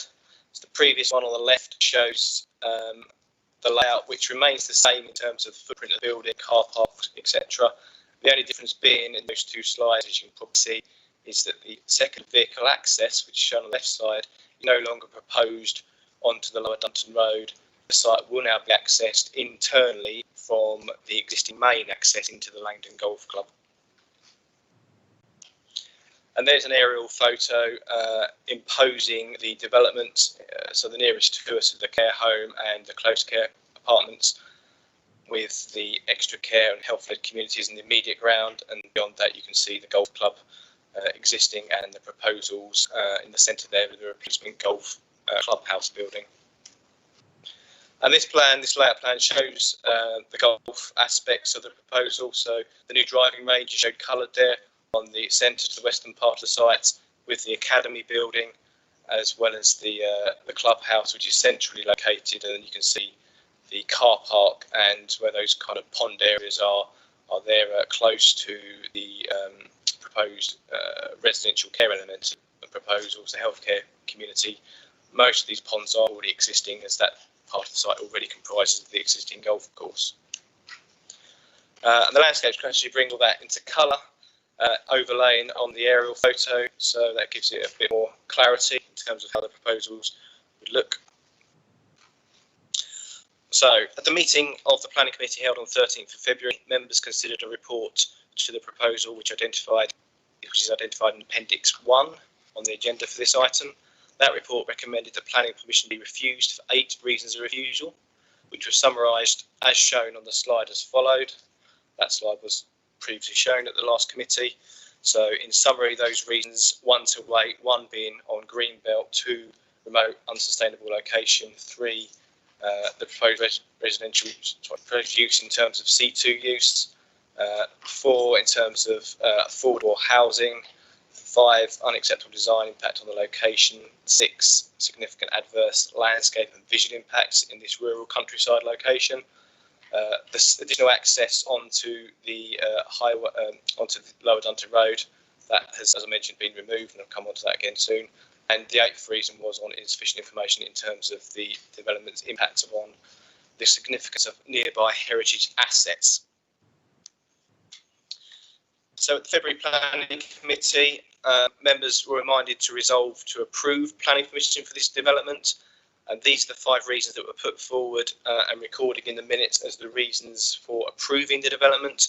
They relate to employment opportunities, supporting and having no objection, a lack of alternative sites for this type of development, the council's low housing supply in regard to the NPPF's requirement for Thurrock's 5-year housing land supply target, and that this proposal would have been a unique type of development.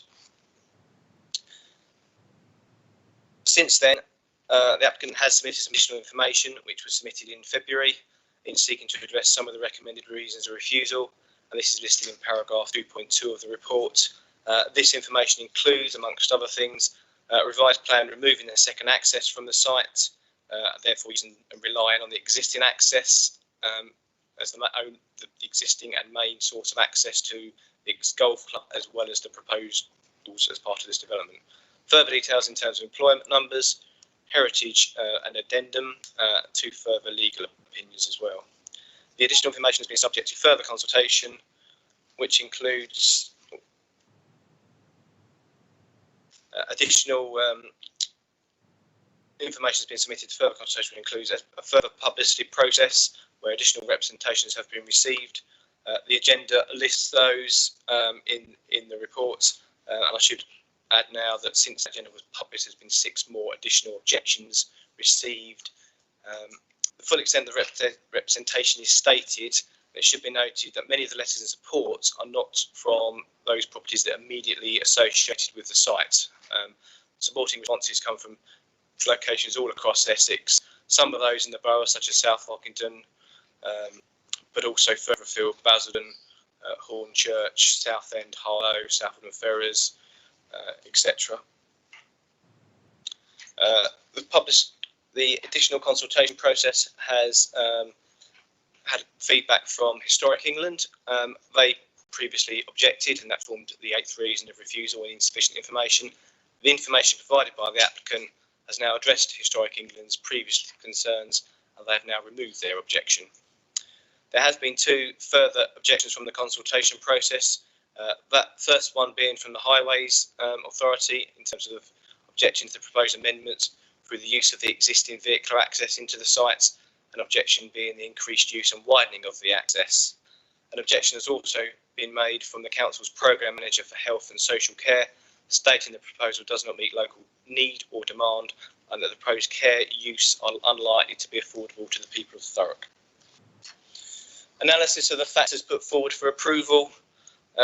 So I'll now go through the reasons of refusal that we previously had, and weighing those up with the committee's resolution to approve last time, so those 5 factors I previously mentioned. Looking at each in turn, so we'll look at these in regard to reason 1, that being reason 1, the principal development, and considering the impact on the greenbelt, the harm on the greenbelt, whether these 5 factors constitute factors that would result in very special circumstances, that being a test that would need to outweigh harm to overcome the greenbelt harm. So employment opportunities was the first factor put forward, and since the planning committee meeting, the applicant has provided additional information. This demonstrates that more employment would be provided than originally stated, although it's not clear how these extra jobs will be provided, what facilities exist for these workers, or where they would go during their off time when not at work, in terms of their downtime at work. The employment provision was given limited weight in the main report, and it's easily repeated matter, and the increased employment provision at an unsustainable and unsuitable site would result in staff likely to travel to and from the site by private vehicle. Accordingly, this matter is given limited weight and does not outweigh the harm to the Greenbelt. Sport England, they had no objection last time, but their objection must be considered in the fact they are only focusing on the sporting element of the proposal. And this is not a reason to approve the residential part of the proposal. We have to consider the application as a whole. It is therefore considered that only limited weight can be given to this factor, and therefore it doesn't outweigh the harm to the Greenbelt. There's a lack of alternative sites for this development. This is the third factor. And whilst there are no identified sites for this type of development in the council's local plan or core strategy, if there is a need for such facilities, either for individual elements of the proposal, such as care units, or the provision of a health-led community village, then the best place to do this would be through the council's emerging local plan process, which would need to consider such uses amongst numerous sites across the borough, identifying which are most suitable and sustainable for that use. Such measures could be put through the council's call for sites process. This factor and the applicant's documentation has therefore not demonstrated the specific need for this development has to be provided a golf course, or for it to be located in this location, which, as I mentioned, is considered unsuitable and unsustainable. So this factor isn't considered to outweigh the harm to the Greenbelt and is only given limited weight. In terms of housing land supply, this is an issue that has been considered many times by the Planning Committee for applications within the Greenbelt, and housing land supplies carries significant weight, which is consistently the approach taken for planning applications within the borough. However, the 5-year housing land supply consideration is not enough on its own, or cumulative with the other factors put forward by the applicant or from the February Committee's resolution to amount to a very special circumstance that outweighs the harm to the Greenbelt. The fifth factor, in terms of the unique type of a development, as I mentioned, the Council's Programme Manager for Health and Social Care advises the proposal is contrary to the Council's vision, which has been developed with health partners in the voluntary sector of working with older people in Thurrock, that being through the Council's Care Market Development Strategy 2018 to 2023. For these reasons, the proposal is not considered unique, as other more suitable and sustainable sites could come forward, and as I mentioned, they could come through the plan-led process of a new local plan. This factor is given only limited weight and is not considered to outweigh the harm to the Greenbelt. Also within the report, when we're considering this, there has been reference to an appeal decision, and that was for a care development, and that appeal decision was in West Midlands, but it came out since the February Planning Committee, and in assessing a scheme similar in terms of assessing Greenbelt balancing exercise, this is very useful. For that appeal decision, a quote from there: for very special circumstances to exist, other considerations would need to clearly outweigh the substantial harm to the Greenbelt by reason of inappropriateness, openness and purposes of the Greenbelt. In other words, for that appeal to have been approved, the overall balance would have to favour the applicant's case, not just marginally, but decisively. The same assessment approach applies to the Langdon application. For this application, it's considered the benefits of the proposal and factors put forward as very special circumstances do not clearly or decisively outweigh the harm to the Greenbelt to address reason 1 of the recommendation. Now I'm going to turn to the other reasons of refusal that were previously presented at the February committee, and there's been further assessment and updates to these. So reason 3, this has been reviewed in light of the additional information received by the applicant and legal advice. The main consideration for this reason is that the proposals do not meet the need for housing for the elderly, nor the borough's identified housing needs for the elderly. As mentioned already, the care market development strategy identifies that where there is a need for housing, but this application site is remote from centres of populations that would be contrary to the aims of the authority for development of this type in this location. Reason 4, in regard to Council's affordable housing provision, or the need for affordable housing to meet policy requirements, proposed development would require the need for affordable housing, and the applicant's draft planning obligations make reference to the 4 units of accommodation on site for site workers, those being involved with the health element of the proposal. But these do not fall within the definition of affordable housing set out in the NPPF. So therefore, these units cannot be considered as affordable housing units if they don't meet that definition in the NPPF. Analysis of the some further reasons of refusal. So reason 5, just a quick update in terms of the design impacts on the area. Reason, that minor amendment to remove the sentence regarding the loss of established hedgerow, that would have been through loss of the hedgerow to create that second access. As that second access is no longer proposed, the hedgerow will remain. So that sentence from that reason of refusal, as stated in the February Plan Committee agenda, is no longer there. The rest of the reason of refusal in terms of design remains the same. And coming on to that, actually, this reason 7 regards the second access.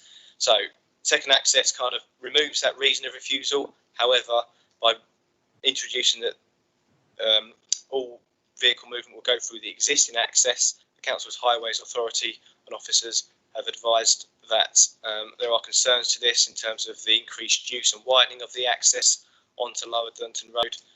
This is considered unacceptable as it would lead to a detrimental impact upon highway safety and is contrary to policy. So the reason of refusal on highways, recommended reason that is, has been revised accordingly. And just to show in terms of the existing access, there's some photos there that shows how that is at the moment. The top photos are probably the best there in terms of showing that. Reason 8, so as I mentioned, the Historic England's objection has been withdrawn, and therefore that reason of refusal is no longer applicable and is not being pursued any further. And there are no changes to reasons 2 and 6 from the February recommendation. So coming on to the conclusion, so turning to the 5 matters put forward previously, these have been carefully reviewed, but these individually and cumulatively are not considered to be factors resulting in very special circumstances that outweigh the harm to the Greenbelt. Therefore, these do not address recommended reason 1 or any other of the recommended reasons of refusal. We need to address all of those reasons of refusal to be considered positively. Therefore, the recommendation is to refuse planning permission. But just to summarise, there's 2 slides here. As stated in the agenda, there are 2 recommendations. The first being the one in regard to the Council's consideration of the site's location in the interests of the nearest European designation, which is the Thames Estuary and Marshes Special Protection Area. So that's talking about an ecology designation there, European law designation. And in regard to the regulations, we've assessed that in a consultation with the Council's Landscape and Ecology Officer, and that local planning authority have deemed that the proposal is not likely to have any significant effect, that being the test set out in the regulations on the European site, either alone or in combination with other plans or projects. So coming on to the second recommendation, that is the recommendation for refusal of planning permission, and this includes changes discussed in the presentation. So in summary, there are 7 reasons summarised on that slide. I'll take you through those. So firstly, the Greenbelt reason, reason 1, as ever in reaching conclusions on green between harm and whether there is clearly outweighed must be reached. The summary table in paragraph 6.3 of the report applies a balancing exercise in regard to the reasons of refusal and those factors put forward as very special circumstances. Taking into account all Greenbelt considerations and for the reasons explained within the report, the factors put forward as very special circumstances do not outweigh the identified harm to the Greenbelt through inappropriate development, the adverse impact that would result upon the openness of the Greenbelt, and the harm from the material considerations which is stated as additional reasons of refusal. This is, in terms of reason 2, a remote and unsustainable location in the borough, and therefore it's distant from its community services and essential support facilities, and a choice of transport modes. So it's considered to be unsustainable and therefore vulnerable for vulnerable and elderly persons to be located in this location. Reason 3, that has been amended to the extent that the potential would not meet the needs for elderly. There's not the need for elderly housing for the reasons explained, and there are factors in there due to unsuitable location together with siting layout, remoteness and distance from the site, inadequacy of purpose-built care facilities, dedicated commercial communal facilities, the lack of evidence of personal care provision, insufficient information in terms of the assessment of the C2, the use class C2 use, and the lack of information to demonstrate local need for the proposal is contrary to policies in regard to the advice given from the council's programme manager from the health and social care aspect. A reason for the proposal doesn't provide any affordable housing that meets the requirements of policy CSTP2 or the definition for affordable housing in the MPPF. Reason 5, we still have the same issues in terms of design and impact on this location, that associated with the health community proposals, the attempt of a contemporary Essex barn farmstead approach, and the replacement clubhouse being based on a Wentwood clubhouse, the academy building based on a Florida example, not appropriate for this location in terms of the local landscape vernacular. The proposed development would have significant impact on the site and the wider area, and adverse impact on the character and appearance in this location, which is supported by the evidence of the council's urban design officer. Moving on to reason 6, significant and adverse landscape and visual impact issues. The applicant's landscape and visual impact assessment has not demonstrated that the proposed development can be acceptably accommodated in this location, and the proposal would have adverse impact upon landscape character and visual appearance of the site and the wider area in this rural countryside location. And again, this is supported by the council's landscape and ecology advisor. And the final reason, reason 7, resolves the in regard to the increased use and widening of the vehicular access to the site. And this has been considered unacceptable from the council's highways officer, as it would detrimental to highway safety and contrary to policy. And at this point, I shall now hand over to Caroline Robbins, who will advise you on the legal implications of determining the application. And there's obviously that section of the report that refers to that as well. Thank you, Chair. Hello, members. Can everybody hear me okay? Can you hear me? Yeah? Okay. Yes, thank you. Thank you very much. Yes, I just want to make sure. Being here from after space and all the rest of it. Okay. Well, most of the time, decisions are relatively straightforward. However, members have indicated they would like to approve this application, and it's not that it isn't that straightforward because there are 7 reasons for refusal. It is unusual for a lawyer to be asked to address the planning committee in this way, and my role is to assist you members in making a lawful decision, and I will do my best. However, I cannot promise you will necessarily like everything I say. A lawful decision is a decision which follows the statutory, policy and other legal requirements, as well as your constitution, and meets the requisite tests. The legal implications report indicates to members what you can, can't or must do, and the steps you need to take and the standards to meet. I hope members have read this carefully and followed it fully. It has been endorsed as accurate by Paul Brown QC, and I hopefully had sight of his opinion to that extent. I will start with the Constitution because the item has been returned to the committee following this procedure in paragraph 7. Paragraph 7.5 of your Constitution requires you to satisfy yourselves that for each and every one of the 7 reasons for refusal, you can demonstrate reasonable planning grounds for taking a decision against officer advice, and your reasons are substantiated by evidence. If you are minded to approve, the case officer will take you through each reason and give you an opportunity to demonstrate these requirements and meet the NPPF tests. In addition, because this is a greenbelt site, you must then also show that the overall balance of benefits outweighs harms clearly and decisively. If not, the legal test is not met and permission should be refused.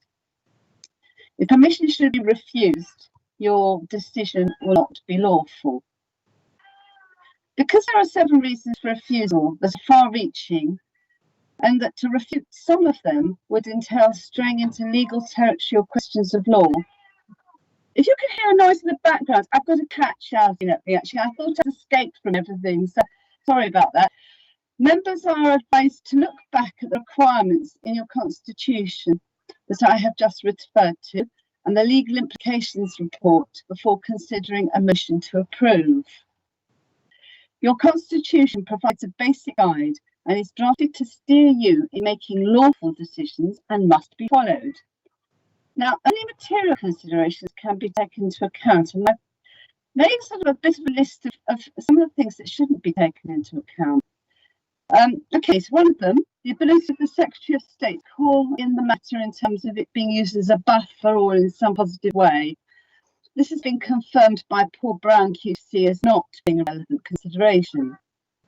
It's not a relevant consideration to use a negative as a positive, such as Sport England don't object. Personal likes, dislikes or desires that are not related to planning. I'm going to ask each and every one of you now, before discussion begins, to place all of these in an imaginary bag, zip up the bag, place it on the floor out of reach and after the meeting, because anything of that nature has no place at this meeting. Opinion that is not backed up by firm, cogent and convincing evidence, that's not material. For example, that this development would be good for the elderly in the borough. Now, it would only be a relevant consideration if such statement effectively and clearly refuted the decision for refusal 3 and the findings of your public health officers. And it explains exactly what is meant by that. And it's underpinned by cogent and convincing evidence, including cost. What evidence has been provided that this development would be affordable to those living in the borough? All these elements are required.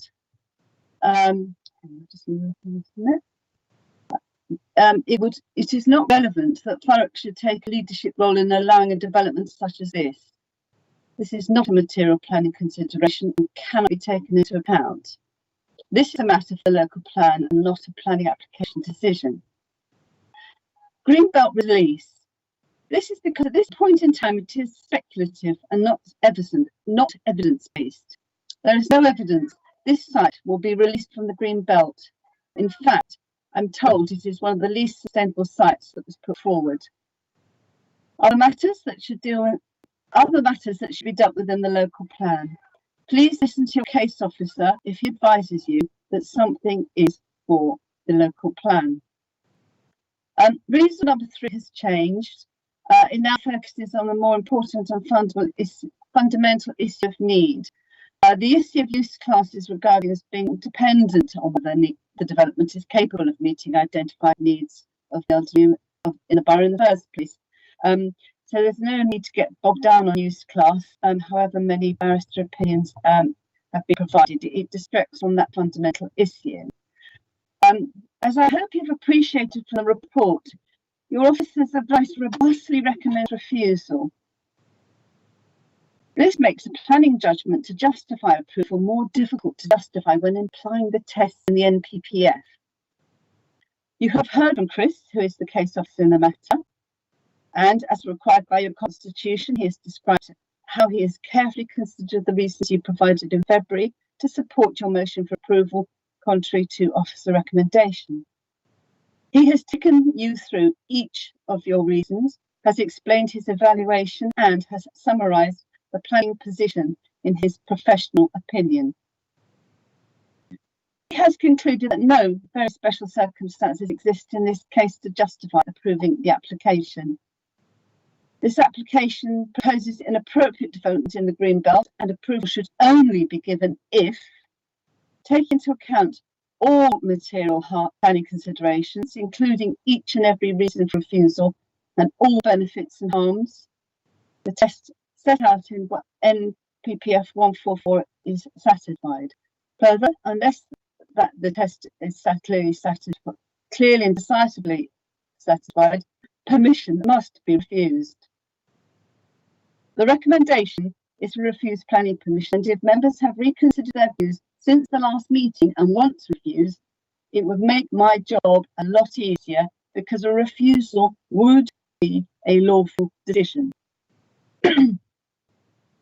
As decision makers, members do not have to follow officer recommendation, but this right to differ is not absolute. The right to take a different view from your officers is conditional on members following the rules of decision making. you are permitted to depart from officer advice, provided you do not act perversely in doing so. You do not take irrelevant matters into account, and you apply the relevant statutory and policy tests. And I'm going to admit here, I have nicked that wording from the QC who is advising the applicant for item 1. I thought I'll use that because that's really clear. And it does help members see the shape of what how you have to approach things. It is the NPPF to which you must look in respect to the extra layer of consideration in the case of green belt sites, such as this. Now, paragraph 145 of the NPPF says, inappropriate development is by definition harmful to the green belt and should not be approved except in very special circumstances.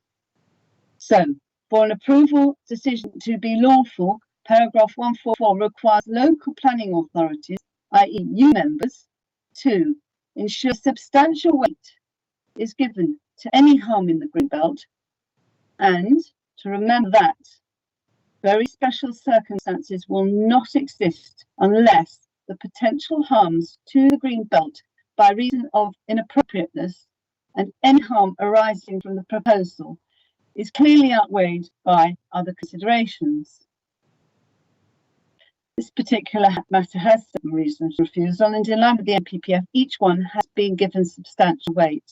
Each and every one of these reasons is required to be dealt with in an appropriate manner, and then the overall balance must be clearly and decisively, but reasonably, outweigh all of these 7 substantially weighty harms.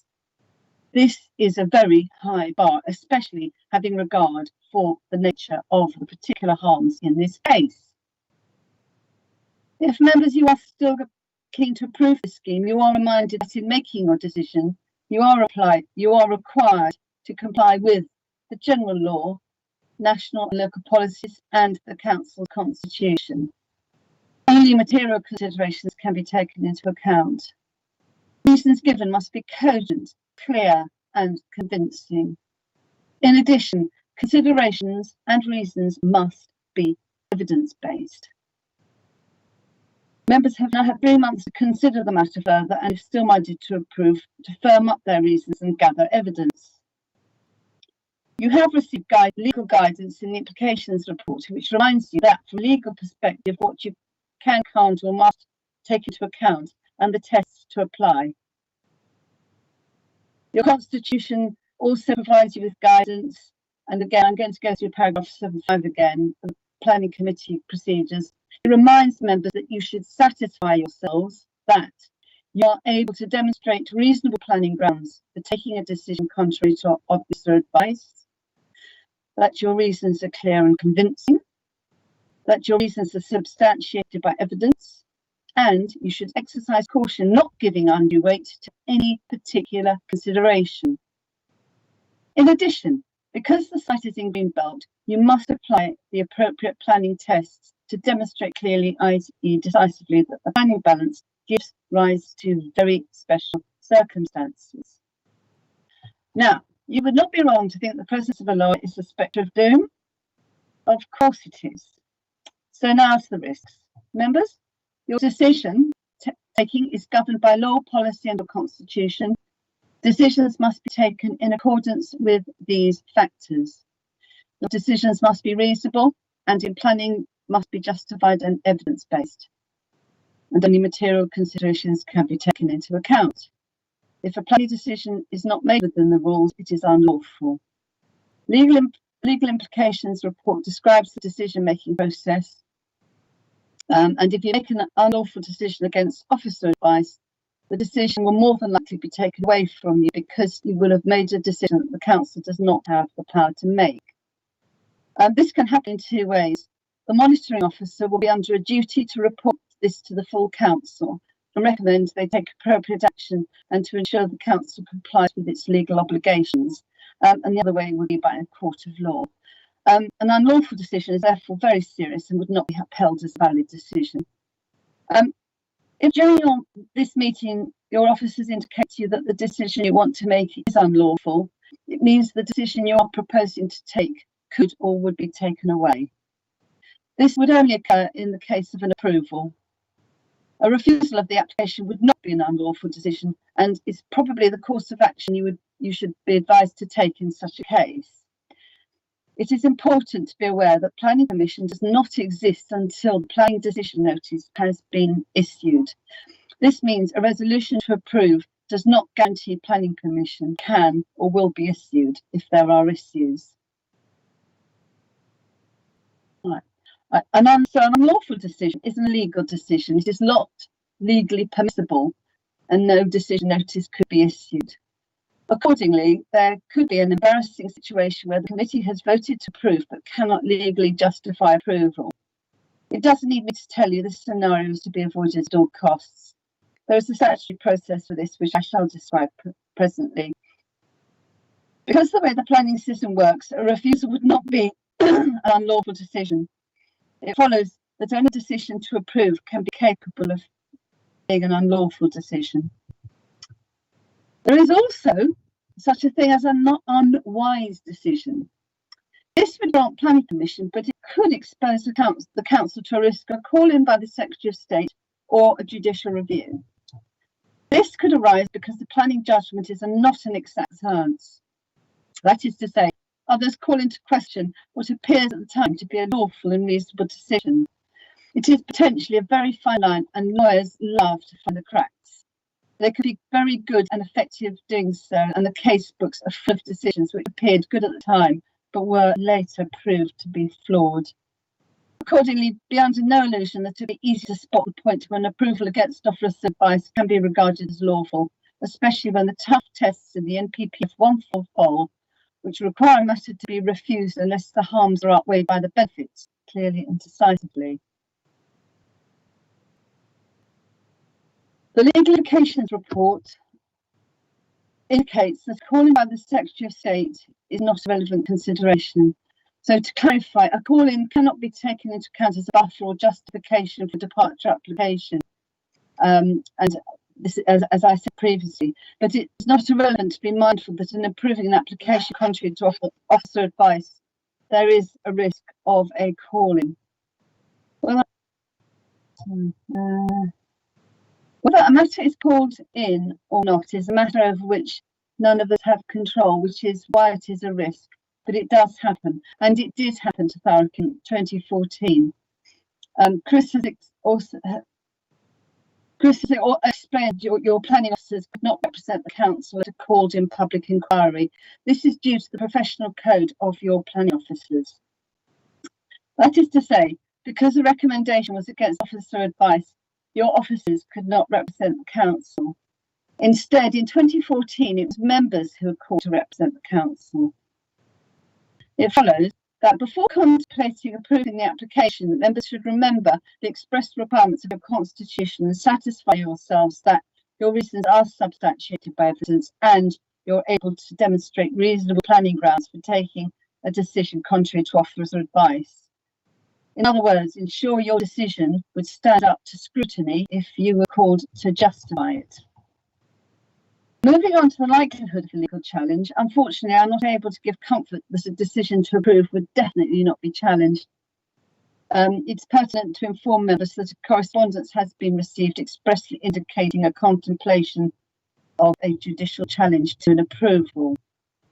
A call-in or a judicial review would be the worst case scenario for both the council and applicant alike, because there is a risk of your decision to approve being quashed or overridden, resulting in delay, and in the case of a judicial review, no decision. A judicial review in particular could result in a huge expense to the council. Such expense is unnecessary because it's avoidable and would only arise as a result of an approved decision. It is for you, members of the Planning Committee, to decide how comfortable you are as to the acceptability of either of these risks, which of course are avoidable and would not arise in the case of a refusal. In addition, the risk of calling or judicial review, there are other risks. As just mentioned, risk to members being called to account. The report has clarified that if an unwise decision is made and was called in, your planning officers cannot professionally defend your decision to grant planning permission against their very strong recommendation to refuse. As indicated, this means members would be called to account as witnesses at a public inquiry and subject to cross-examination in public by skillful barristers.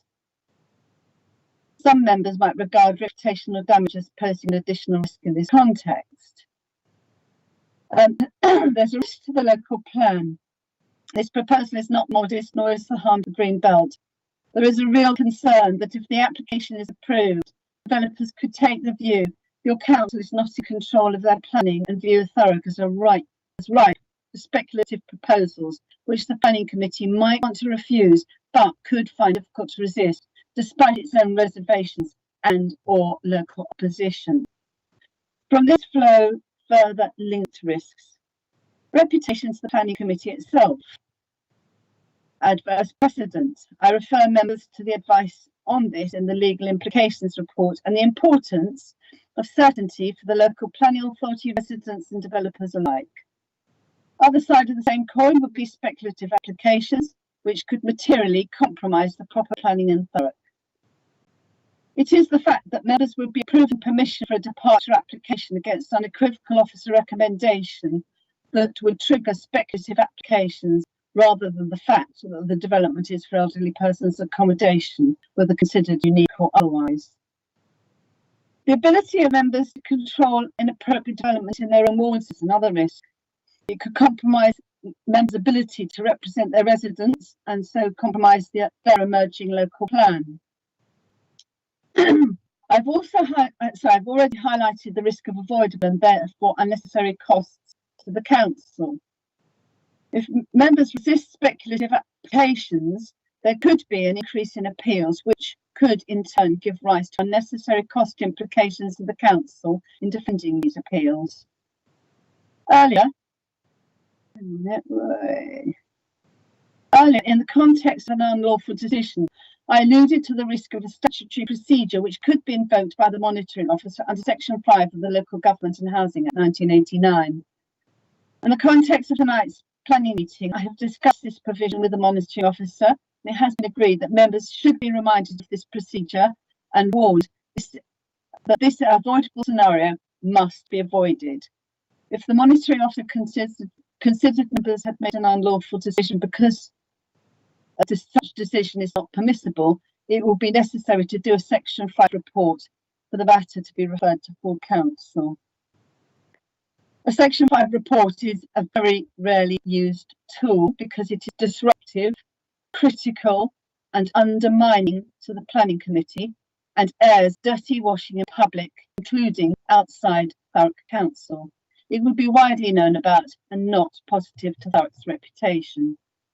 To summarise, because it would be against your officer's advice, an approval could give rise to a number of potential risks in no particular order. In the case of unlawful approval, a Section 5 report would be triggered. This must be avoided. In the case of an unwise approval, the following risks. Members might be called to account in public for their decision if the application was called in. Risk to your emerging plan. That Thurrock Council is seen as an easy target by speculative developers, triggering a rash of speculative applications and possibly appeals. Risk to your ability to fend off inappropriate applications in your own wards, and so to your ability to represent your residents. Avoidable and so unnecessary costs of fending off speculative appeals or judicial review. As explained, there are risks to the reputation of members, the planning committee and or the council. Right, so now to summarise overall, the development is inappropriate development in the green belt and planning permission should not be approved except in very special circumstances. If members decide to refuse the application in accordance with officer recommendation, their decision will be lawful. If members are minded to approve, your reasons must address each of the 7 reasons for refusal in an appropriate manner. This would entail providing technical information which refutes officer evidence effectively or involve matters of law which could be open to challenge. You must demonstrate reasonable planning grounds for taking a decision contrary to officer advice. Be clear, convincing. The reasons must be clear and convincing, must be substantiated by evidence. Because the site is in green belt, in addition, for the decision to be lawful, NPPF paragraph 144 requires that all the harms to the green belt must be outweighed clearly and decisively by benefits. By their nature, each of the 7 reasons for refusal carries substantial weight. The burden this imposes on members seeking to make a lawful approval should not be underestimated. To comply with the NPPF, if the scales are finely balanced between benefits and harm, permission should be refused. An approval would not be lawful in that instance. Yes, an approval would not be lawful in that instance. Even if approval was lawful, for the reasons I have stated, there is no guarantee it would not be an unwise decision and subject to the stated risks. Members are now in a position to assess the risks and decide the acceptability or otherwise of such risks. It is important you decide your willingness to accept all the stated risks before you vote, because after it will be too late. You have also been reminded what it is the law, policy, and your constitution require from you, and the test that a decision to approve must meet. Remember, the scheme will remain inappropriate development in the green belt, whether or not the very special circumstances are clearly, i.e. decisively demonstrated. In short, your reasons to depart from officer advice must clearly and decisively meet the test in the NPPF 144 and must be clear and stand up to scrutiny, or you must refuse. That is for your judgment. I will now hand over to the chair. Excellent. Okay, thank you very much for that, Caroline. That couldn't have been easy. I think obviously it is important that we take our time with this one. Obviously, last time round, members were minded to support the application, so it's good that obviously we've got all that on record before we go any further.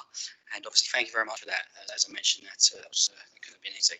Okay, with that, we will now go on to questions and debate. I've seen both. I've got Councillor Fletcher and Councillor Rice with their hands up. I do have a few questions first, Chris. Yeah, certainly, go on. I think needs to be corrected. This is advice from Paul Shadavarian, the QC, that's represented this council at various appeals and various stages of our local plan. And what he says is this: as stated above, members are not bound to accept the recommendations of planning officers, and provided they start on the premise that substantial weight must be given to the harm caused to the greenbelt, they may, when applying the paragraph 144 test, differ on the weight to be ascribed to other relevant material matters, including the benefits of a scheme, provided they do not act irrationally in doing so.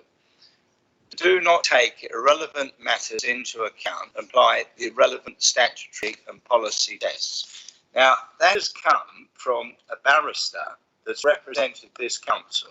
Now, I want that actually noted and put into our minutes, please, Chair. Okay, thank you very much, Councillor Rice. And Wendy, did you pick up on that? Fantastic, thank you. Okay, yeah, as I said, I think it's important that we take our time with this one. In around about 10 minutes, I'll suspend standing orders because we're coming up to 8:30, and then that will allow us to get to the end of this item. So I'll make sure I do that. Okay, so I saw Councillor Fletcher and Councillor Rice with your hands up. I've got a couple of questions first for Chris, and then we'll take it from there. I think there's going to be a lot of questions to get comfortable. First off, Chris, obviously we are aware of the risks involved in going against your recommendation. It's not easy. It's one of the hardest parts of being a member of the planning committee. There's a reference here on page 24, and that's of a calling that this council experienced in 2014, and this was where the chairman of the planning committee, or the local planning authority, were represented. I think it was Terry Hitt at the time, if I remember correctly. Now, could you, this AB Sports and Social Club, are you aware of the history of that particular site and where we ran into trouble there? Off the top of your head, I mean, I've got a rough idea, but it's important because we need to try and get a comparison as to what's been called in before. I don't have a lot of knowledge of the history of that site because it was before my time working at the council. For yourself, perhaps Lee or something can advise on that. Thank you, Chair. In terms of, I guess it's just understanding what the question, what level of information you're looking at, need for in terms of comparison. Does the size of the site or the number of housing? Yeah. Well, I mean, if I remember correctly, this was obviously the AB Sports and Social Club. It was proved against the officer recommendations. If I remember correctly, I think it was quite controversial because it was AB Sports and Social Club, 500 homes on the site, and I think the benefit to residents of Aveley was that Grays Athletic were going to have a stadium built next to treetops in Little Thurrock. I suppose really looking at that, you can see how that ran into trouble from the start. And I'd like to think that the planning committee wouldn't make that same decision today. So, but we do need to be aware that this is serious because we have had a calling before. Councillor Rice, was that around this point here? Just on reclamation of that, because that decision went against this committee, what we ended up with is a monstrosity of an industrial site which is directly opposite the site and interferes with a row of bungalows. So, we talk about apples and oranges. That is just a case. We have now a monstrosity that was in Greenbelt, was taken out. The officers gave it due weight. We passed it. But what we failed to do there was to give the benefits to the residents of Aveley of those 500 homes and the associate development of Grey Football Club being relocated there. And more importantly, Chair, was that some 500 youngsters attended Grey Football Club, taken off the streets. So in actual fact, the football club acted as a social infrastructure for young children, both boys and girls. Because of what happened to that decision, that was lost to the borough, which I think is a travesty, but that is my opinion. Okay, thank you. Right, so with that, Chris, would you go back to your presentation, please? I was after a map. The map, I think it was a 3D picture of the site.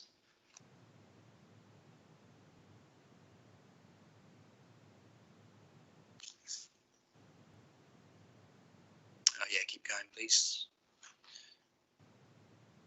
Yeah, keep going.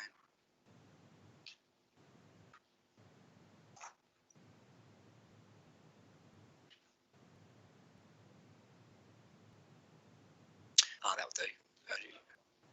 Yeah. Well, what's the site just up on the right there? Looks like a development. Is that Mulgraves Farm? Is this the development where it included a hospice? I understand that's currently underway. Is that what that site is? That's correct, Chairman. That is the site of Lower Mulgraves Farm, which does include a hospice and a residential development. Okay. Go forward too, because I think you'd get a better site view of that map. Excellent. All right. Yes, you can see it there. So obviously that was a quite substantial development. Was that officer recommended for approval, or did the council go against? I think it was approved on the basis of the hospice.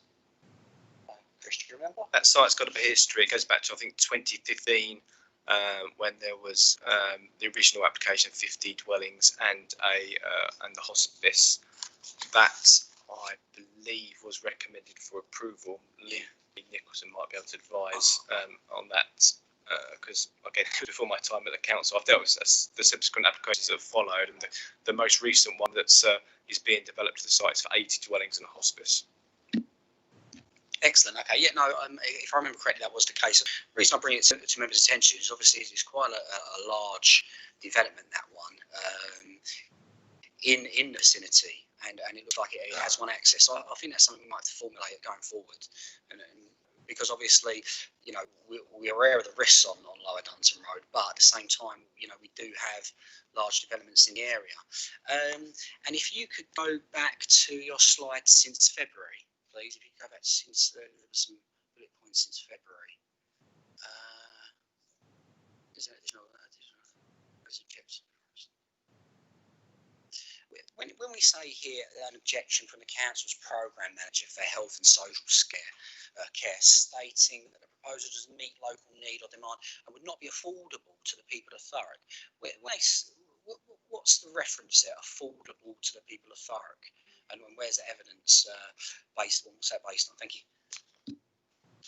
It might be best through you, Chair, to perhaps bring in the Christopher Smith, who is the programme manager. It would be best if he explains that. It's obviously a consultative planning application that's been reported, but to give us that advice, if that's possible.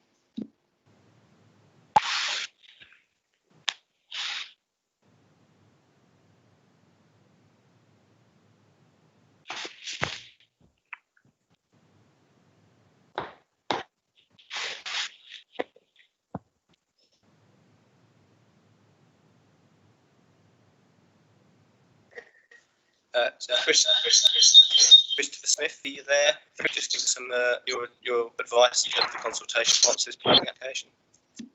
Yes, I am. Yes. Happy to.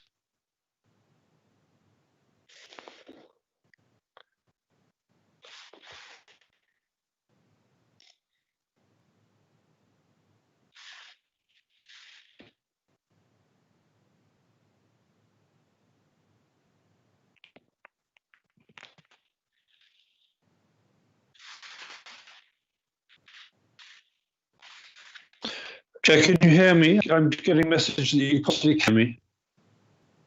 Yeah, we can hear you now. Thank you. Okay, the question was about affordability. The council, from a social care point of view, follows the practice of councils in England and pays what is a term declared rate, not a market rate, a declared rate of placement in residential care homes. That is in the region of £600 per place per week. Our assessment is that the charges for this home will be considerably in excess of that. We've not seen the evidence as to what the actual charge would be, but that is our assessment. Okay, thanks. Fantastic. Thank you very much.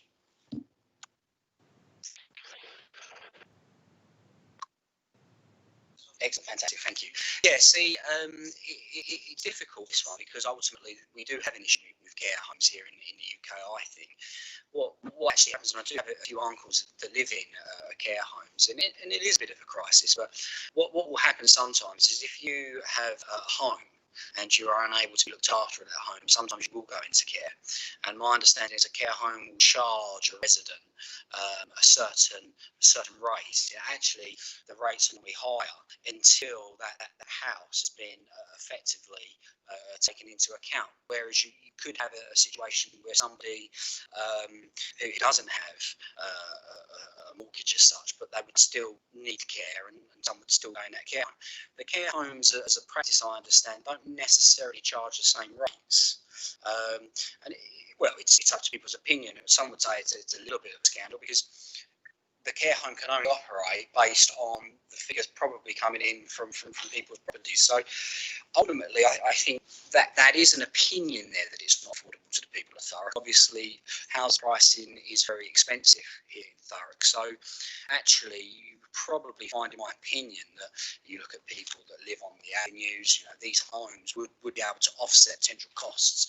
But of course, these care homes also have to be they have to attract clientele and they have to be able to make profit. So to suggest that the costs are going to be through the roof, ultimately that would be a detriment to the care home. So they have to obviously be a business of success. So I'm not entirely sure that would be affordable, but I get what the council is saying. You pay that base rate a month, and that probably wouldn't be in line with this particular care home. So I get that, but hopefully the suggestion is not picked up there that it's not accessible to the people of Thurrock. So I've got a few questions more, but I'm going to bring in Councillor Fletcher and Councillor Rice. Thank you, Chair. I think I picked up from the last 3/4 of an hour that if we approve this, we'll all go to hell. So I'm glad I understand that better than I understood it before. I think the practical point that I picked up from there is that in order to, and I totally get it, that really if we're going to approve this against the recommendation of the planning team, then we need to put evidence-based material reasons against, not one but all 7 reasons for refusal. And I'm wondering if we believe that we are going to be able to do that, because I think we have a fairly good argument against number 1. I have 1 or 2 questions about how we've about the lack of weight given, for instance, to the employment, considering it's significantly improved, and the reason for not giving it any further weight seem to be along the lines of, well, we don't know really how they accommodate them. Not sure that we asked that question last time. So I think we could probably argue a lot about objection number 1. My concern is whether we're in any position to come up with material, evidence-based reasons in this room with the information we have against all 7 objections. So I'm almost finding myself saying this almost has nothing to do with whether we feel this is a good idea or not. It appears that the weight of what we're being asked to prove may well be beyond the people in this room. Yeah, that's a very interesting and valid point. I think, yeah, you may be minded to support this, but you may also look at it and think, well, we don't have the reasons for approval. I mean, I imagine if people are minded to support, then there would be an attempt, and based on that attempt, we'll see where we are after that. I think we also might be in a situation where we could come up with 7 reasons. The officers and legal will not concur with our 7 reasons, and then we may be in a situation where we either pull back and don't go ahead with it. It may be a situation where we say, you know what, we're willing to take the risks. I remember we done this with I think it was the Glasshouse Treat, which was before COVID-19 a very popular centre in Baldwin, and I remember coming up with the reasons then, and it wasn't quite in line with what the officers thought, and I think risk was taken that evening. But it's completely separate, and I'm not sure. I'm guessing that we may or we may not be there. But look, it's an interesting opinion. Yeah, I could certainly see people voting against if some places are not wanting to take the 7 reasons, but I'm sure we'll get there. Councillor Rice. Thank you, Chair. My question is very similar, actually, to what the Vice Chair, Councillor Fletcher, just said. On page 97, we've got a summary of Greenbelt harm and very special circumstances. Now, obviously, some of these weights, it talks about the role of the application site in the Greenbelt. The officers say there's no weight, but as this is previously developed land, there must be some weight attached to this. Again, they talk about use of previous developed land. No weight. There must be some weight because it's already there. And then they talk about the suitability of the site and the lack of alternative sites. They say there's limited weight. Again, it's gesture. What I'm driving at, I think some of these are totally inadequate and they're wrong. And they're only an opinion. And I would maintain that when I do my summing up in a speech, I will actually draw out where these should be significant weights, particularly when it comes to provision of new employment opportunities. Because of COVID-19, we are going to see several million people unemployed in our economy. We have to make sure that where we get these type of applications in, which are going to have considerable employment impact, that we actually give them significant weight, not limited weight. I know it's an argument with conjecture, Chair, but I think it's very important. Now, the officers can state one thing, and I think we can say another. And that's where we must agree to disagree. Because when obviously if this is passed, this goes up to the Secretary of State, he will look at that and he will wonder why members haven't challenged some of those statements. So I will certainly be challenging those at the appropriate time in a speech. Okay, thank you. We'll go over to Councillor Lawrence and Councillor Byrne. Thank you. I'd just like to thank the officers for their presentation and all the information they gave us, so I could see how really hard they've all worked to give us this information for us to agree with them. I do disagree with Councillor Fletcher in the fact that what he said. I think they just want, I think it's going to be hung, drawn and quartered if we dare disagree with them this evening. But in giving this all these references and information, it's done me a real big favour, and the rest of us actually, because I've never spent so much time researching as what I've done now. And I've really looked into this. And I think if we do want to go ahead and give Thurrock something really good for all the people that's worked hard all their lives so they get good retirement, I think we can work together and answer these questions one by one. The officers have kindly spent about an hour or so telling us, you know, I at least think we could give them an hour and a half back, telling them the reasons why we could.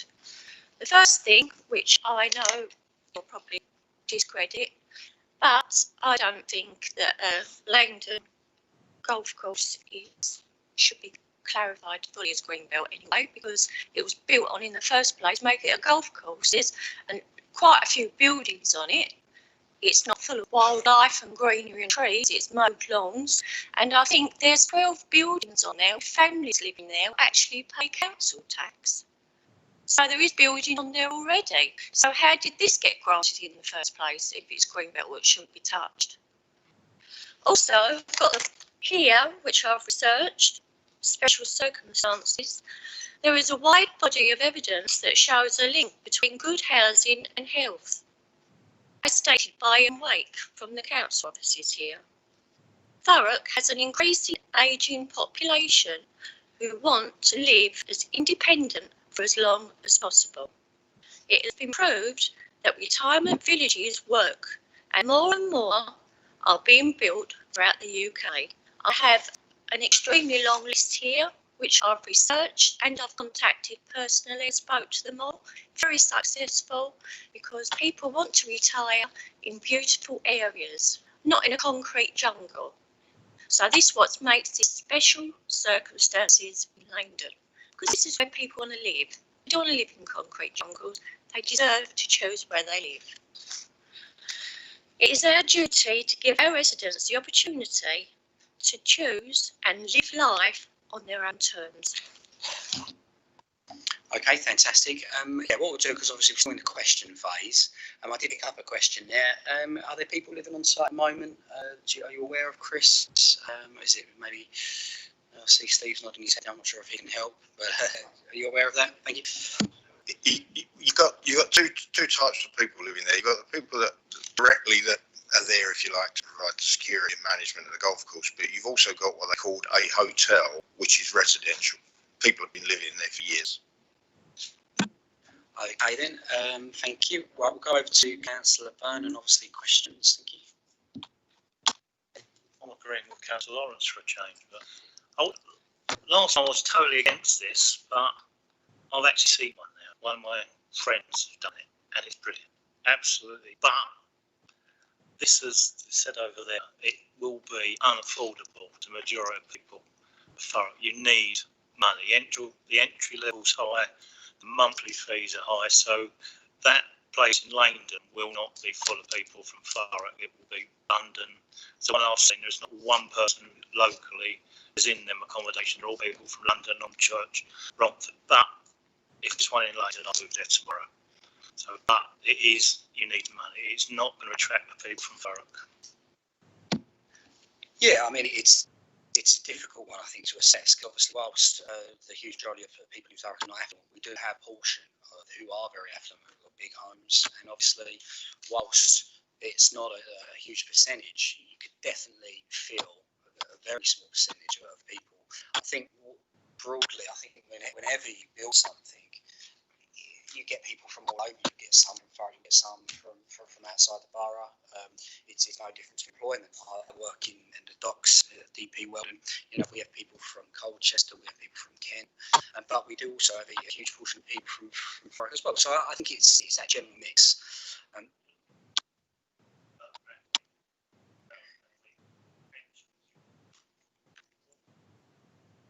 Yeah, I mean, my original referral would have been somebody who has a home. Now, I'll go back to my parents. They bought their home, I think, for around about £50,000 in 1985. That's now worth probably well over £500,000. So that could definitely be offset. I mean, they're happy where they are, but that is an example where actually, I mean, look, the state, if one of them fell ill, if one of them passed away and the other one fell ill, the state would, it's not a case of, I'll tell you what, they would take that. That's just a general consensus. But yeah, no, I hear you loud and clear there.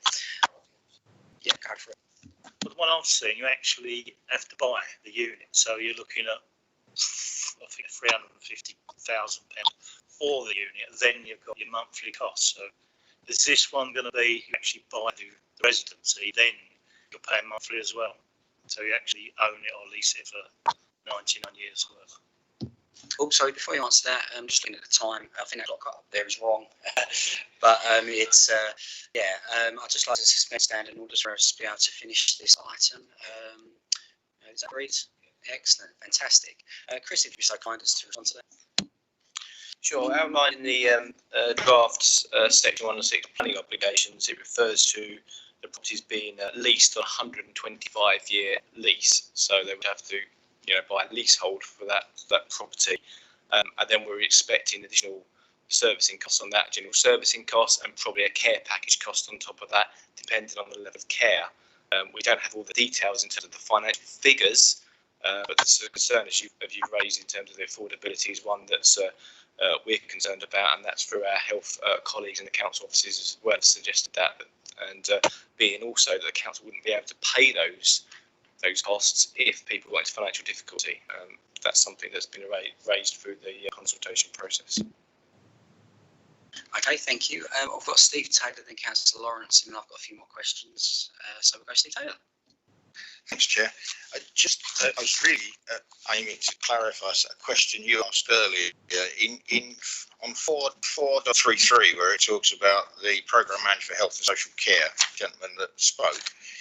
It says that it identifies the need for care housing in the borough is through the Happy Housing Scheme for older and vulnerable people within existing communities. The proposed development will be in a location that's remote from the centres of populations, contrary to the aims of the local authority for development at this time. And then it carries on to say that it identifies the council as the main funder of social care services in the borough, paying in full or part for 92% of residential care home placements, 87% regulated domiciliary care, and it's unlikely the council would fund places in the proposed care home because of its remoteness. That goes on. So I think that was, I don't think that came out when we heard the gentleman speak. So that was really trying to just clarify that earlier question. Very, very valid point, thank you. Councillor Lawrence, question please. I looked into it and I come up with the amount that 2-bedroom starts off at around 299, which is reasonable around here, which most people buy anyway for an average house.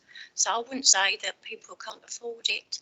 And also, as the officer said early, no one's quite sure on the facts. So I think it's wrong to put it in here that that people in Thurrock can't afford it, because no one's really precise and really knows. But I do know that starting figures from 299 to 350, and most people can afford that. A lot of people out there get split up, especially if like the wife or the husband, one's in one home, one's in another. This is the opportunity for them to sell up and move there together and live a good life. So that's another special circumstance. Okay, thank you. Okay, right. So we've got a few more questions here. Right, I'd like to go over to access. So I'll probably have to bring Matt or Steve in here. Right. So in terms of access, when the council, first of all, I understand at first it was some sort of miscalculation in terms of how much use this site would have. I understand that's been solved. So that was the first point, just to clarify.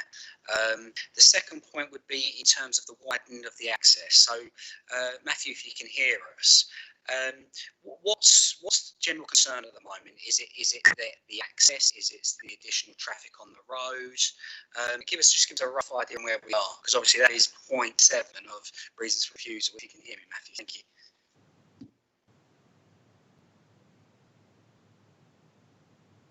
Thank you, Chair. I think Steve will be best placed to answer the detail with regards to the traffic figures and the access issues. Excellent, thank you. Steve, if you could come in there, thank you. Yeah, thank you, Chair. Can you hear me okay? Yes, thank you. Yes, thank you. Okay, well, the biggest thing with the access is all the vehicles from this site now are coming in and out through one entrance. You mentioned little Mulgraves just up the road a little further. That was a development of 50 homes, which rose up to 80 homes, and a hospice. This site has got considerably more properties on it. It's got 166 residential units and a 64-bed care home. But the other site, the little Mulgraves, actually had a dedicated right turn lane, and that's what we've been asking the applicant for on this particular case. They did try to put in their rebuttal comments. They didn't think this was justified. Yes, that's where there was a slight error in our calculations. I sent back we got some information to do with the closure of the A13, and when we did, I misread the calculation figures and added everything up, so I kind of doubled what the figure was. But that beside, they're trying to widen an entrance onto what is a class 1 rural road. It's only 6 metres or less than 6 metres wide in the vicinity of the entrance. There's a 85% of the vehicle speeds up there on the high 40s, nearly 50 miles an hour. And they show that the applicant's turning movements in and out of the site actually show that the vehicles turning left out of the site or turning left into the site would overrun the opposite side of the carriageway. Now, with the narrow road width and the high speeds, we feel that is of a grave concern. There is a policy with regards to alterations and intensification on the existing level 1 road, which we would like to push forward. But the most important thing is we think this can be overcome with an engineering solution with regards to the right turning lane. But negotiations with the client have fallen down on this particular issue. I think that sums up our main concerns with the entrance. Just 2 more questions then. So what would the speed limit be on the road, do you know? And second of all, if there is, I'll be honest, I initially thought 2 axes would have been better, because you could have had potential access to the site and then access predominantly for the golf club, which is already there. Obviously, by narrowing it down to one, I understand that that doesn't help traffic volume. I would have thought, had you had the two accesses, it might have taken a bit of pressure off that junction. I would have thought widening the entrance and exit may have been a help, but obviously there's some concern there. So first off would be speed limit, and second off, are we sure that removing that second access was the right thing? Because obviously you'd be reducing, you would assume, the volume on one access. Thank you. Yeah, again, thanks, Chair. Firstly, the speed is currently 40 miles an hour, and the 85th percentile we're finding is nearer 50. The applicant has agreed to try and lower the speed, do a legal lowering of the speed limit through the area across the frontage of our site down to 30. Without some kind of practical measure, that's not really going to be maintained because of the level and class of the road and what people are used to going through the area. We really need to do something if we're going to lower the speed to actually physically stop them, to make them think actually slow down rather than just a limit change, which very seldom works. And the second part about the second access is all to do with slowing the vehicle, disturbing the vehicle movements along that classification of road. That road does get to be rather busy, albeit not as busy as some of the figures would have suggested. But particularly when the parallel roads that run down, say the A128 or something like that, is closed, this road becomes extra busy. And then every additional right turn into the site holds up traffic coming along behind it, and every extra right turn is a potential increase in an accident. I can understand why what you were saying about an additional entrance would help ease the concentration on one site. We would prefer one fully designed proper junction with the right turning lanes to two unrevised junctions, and that's what we were trying to aim for, but haven't had any joy from the applicant on at this stage. Thank you, Chair. Okay, thank you. And I think Matt had his hands raised there. Matt, if you'd like to come in.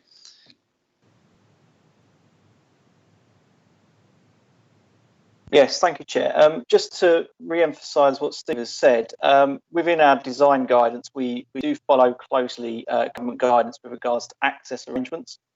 As Steve has said, we'd prefer to have one much more appropriate access than two substandard accesses. As it stands, the applicant has revised the plans to show a single access point.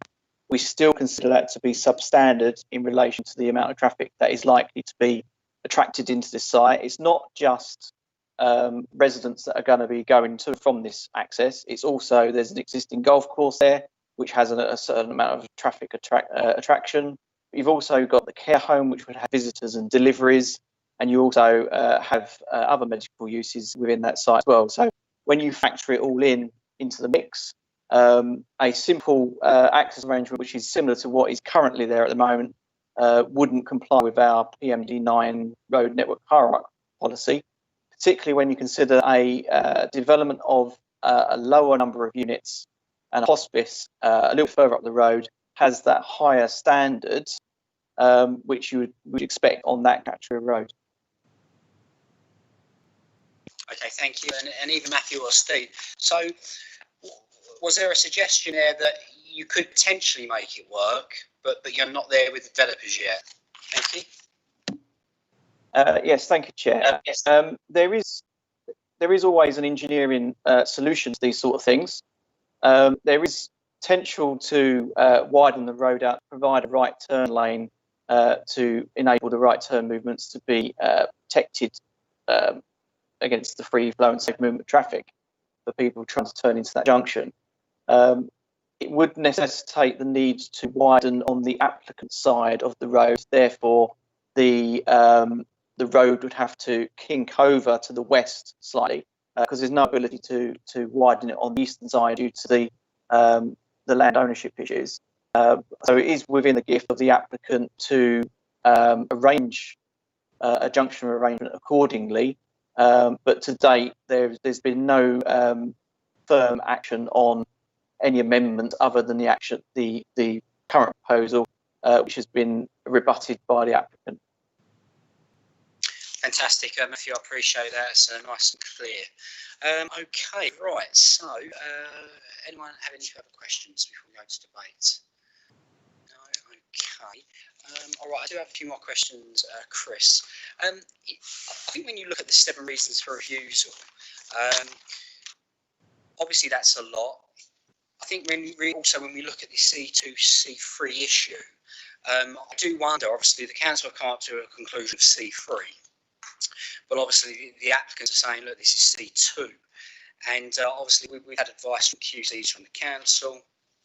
Councillor Rice mentioned advice from QC. We do have, the applicant brought forward a gentleman under the name of Tom Cosgrove, who's obviously a member of the Queen's Council. That was in the email on the 28th of February. And he says, in truth, there are numerous appeal decisions with this general C2 versus C3 issue. And he's also raised 3 examples in the UK where councils have lost on appeal based on their original conception of C2. So they went through a C3, they got rejected, they went to appeal, and Tom Cosgrove here has obviously come up with 3 examples: Tiddington Fields, Manor Road, and Balcombs Hill in Cranbrook, Kent. And it's also highlighted that actually the developers are going way above and beyond what these sites did. They obviously set a precedent in law when they're approved. Have you had a chance to have a look at these? Do you have a general consensus on that? Because obviously he does say that there's a large degree of planning judgment involved when it comes to the opinion of C2 use. And if we are of the opinion that this is C2 use, and I am leaning towards that, and we do have a QC here that's saying that, actually that could be a potential game changer, because these reasons for refusal are on the basis of this being a residential development when clearly it's not. So do you have any comments on that? Thank you. We've looked at all those appeal decisions that are referenced, and when you start looking at each and every one of them, they are all very different in terms of what their proposal is. None of them are anything like what is proposed here in terms of numbers, in terms of being unique on a golf course, and we have to take each case on its merits and consider those on such basis. In terms of the C2, C3 use, we move a step away from that in terms of the reason of refusal. The reason now being, following legal advice, is to look at the need issue. And they've got the need in terms of what the health consultees are saying through the council. So we stepped back, and the reason is now on need rather than the C2, C3. We have looked at the C2 and C3. The elements of the C2 are the care home and potentially the close care units, because there are other similar sort of sites like that. There's certainly the extra care units in terms of their layout. They're C3 dwelling house use. It's not just the layout, there's all the other factors that come into it as well. Caroline Robbins may want to add a bit more here, because she's obviously been advising us in terms of that aspect as well, and has looked at those cases as well. If that's all right with you, Chair, I don't know whether Caroline wants to just comment as well. Well, if we talk about cases, actually, since the last committee, actually, there was a very similar case to the one which we're looking at tonight, Oak Farm, that got thrown out. It wasn't Solihull. There was a wellness centre. I mean, I can't actually remember all the things about it. There was some sport involved. It was very, very, very similar, and it was green belt. And basically, it got thrown out. So, I mean, that's sort of quite the nearest case of any of those to this one. And of course, it's very current. The thing is, the C2, C3, you can get so bogged down that it's so complicated. And if approval was given, we'd require it to be C2, presumably. But really, what we have to look at is what is the actual issue here? The issue here is whether the need of our residents is going to be served by this development. And that's a much simpler question, much more straightforward. The C2, C3 issue would follow on if if a need was met. Does that help at all?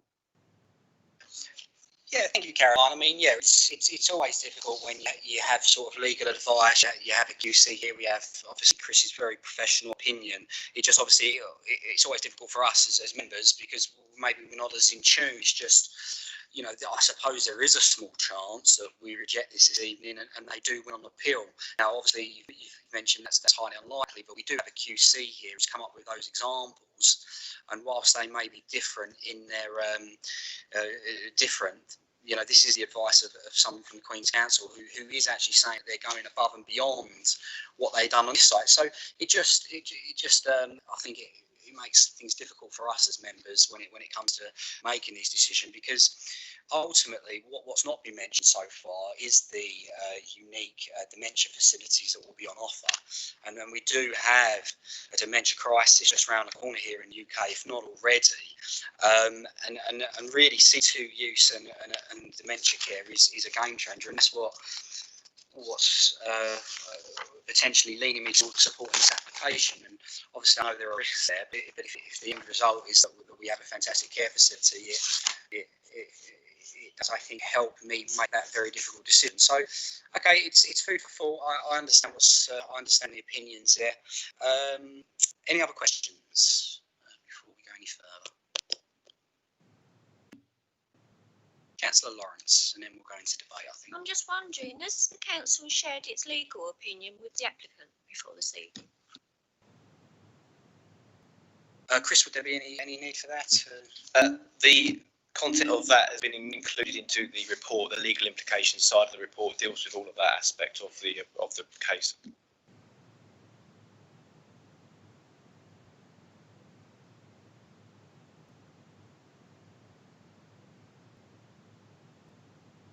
Okay, so I think we've asked enough questions there. Let's go into debate. Obviously, there is a recommendation to follow the officer's advice, which would be to refuse. So after the debate, I think it's important that we go there first, just to see where we are. Obviously, I'm conscious that members were minded to go against the officer's recommendation, so it could be that's defeated. If that is, we will then enter another stage. But we'll go to debate first and then go to that vote. Who would like to start us off? Councillor Byrne, thank you. One thing, just touching, you just said dementia and things like that but it is private care, it's not given away by National Health Care, is it? But for me, I'm already moving in and I bought me golf buggy because I don't need a car, but I would still hate the fact that if it's not going to be full of people from Thurrock, then we are taken away. But with my Gary hat on, I'm buying one, and with my councillor's hat on, I'm looking at the affordability of residents. But I'm not going to vote on this one because I can't. This one says yes, that one says no, so I will abstain. But I'm all for it. Yeah, no, I can understand. I think obviously first and foremost, what we've got to understand is if we do find ourselves in a position where, you know, we push ahead of this, if we come up with those 7 reasons, obviously it's not the end game. There's still another process to go through, the monitoring officer, potentially calling the Secretary of State, so and obviously the risks that come with that. So it's really important that we're aware of that if we find ourselves in that situation. In terms of the dementia care, I mean, look, ultimately, whilst I acknowledge that this is probably for the more affluent individual, it should also be acknowledged that, you know, these individuals will pay what they have earned in their lifetimes for dementia care.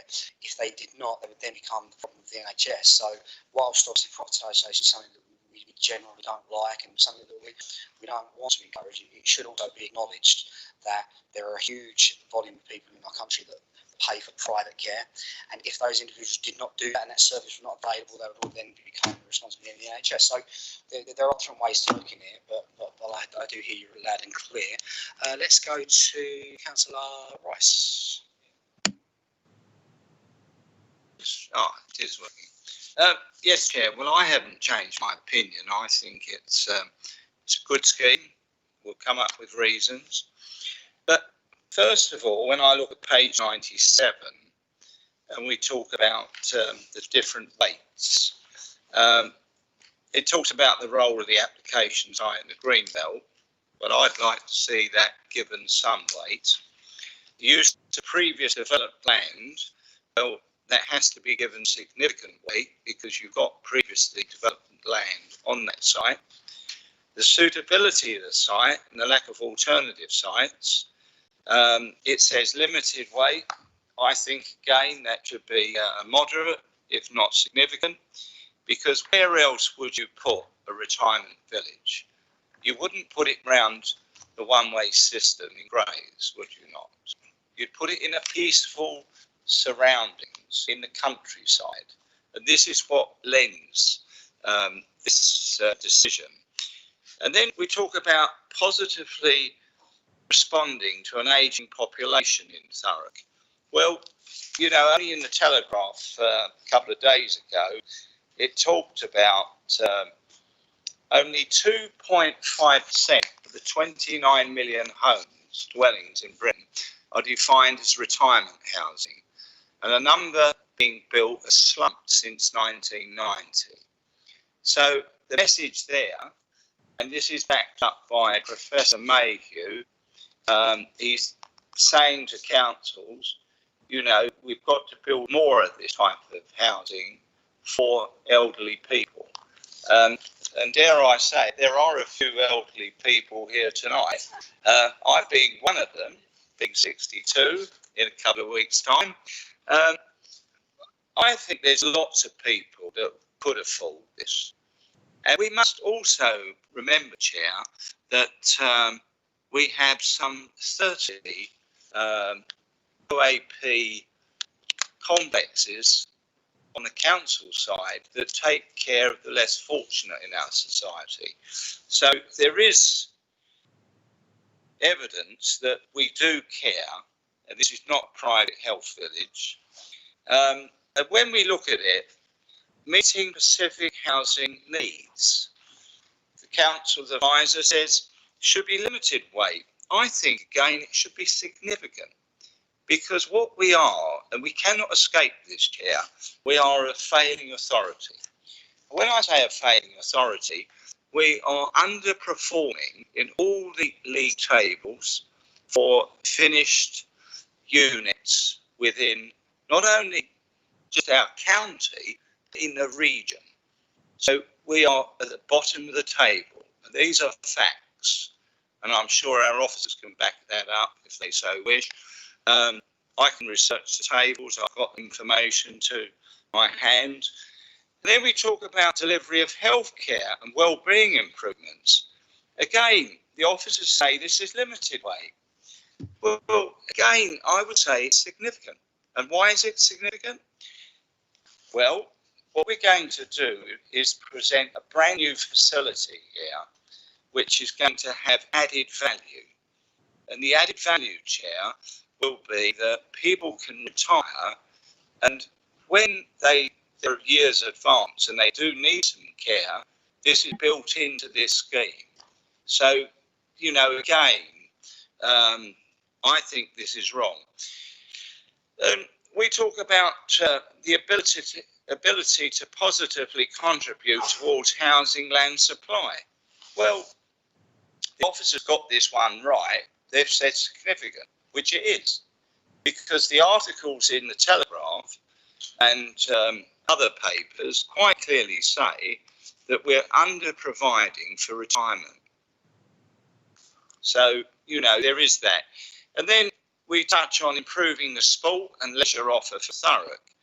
The officers say limited weight.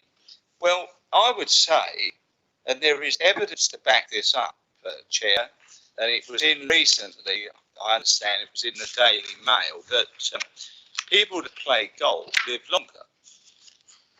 Well, you know, that's a factual element, you know, so I think that that should have significant weight. Increasing participation in levels of sport.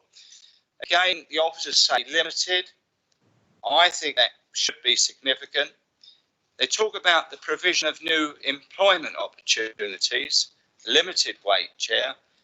I think that should be significant. We are talking about 500 new jobs through construction and 300 permanent jobs when this village gets opened.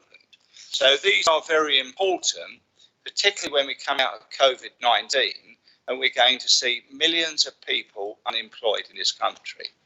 And we will see people being unemployed in our borough.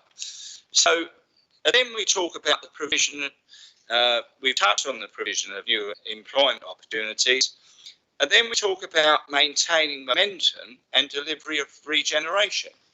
Well, whether we like it or not, or our officers like it, we have a golf course there, which has a clubhouse, which has a hotel, and there are apartments where people live. So we've already got, in effect, Chair, we have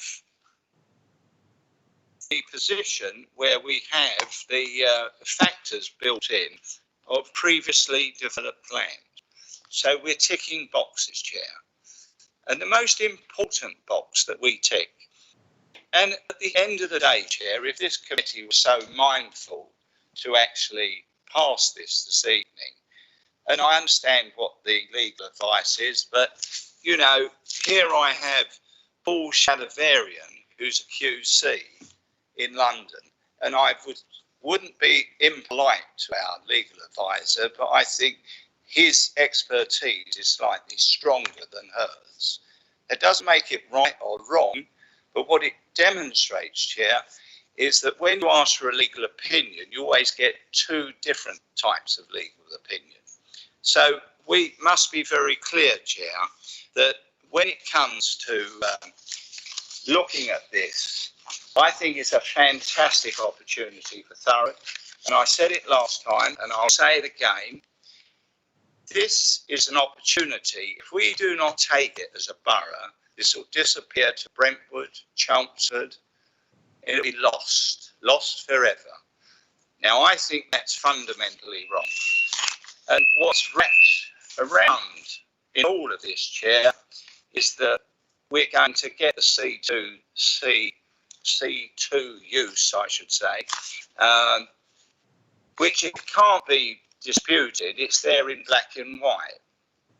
You know, we're talking about the C2 units will be restricted to occupiers who are at least 55 years old.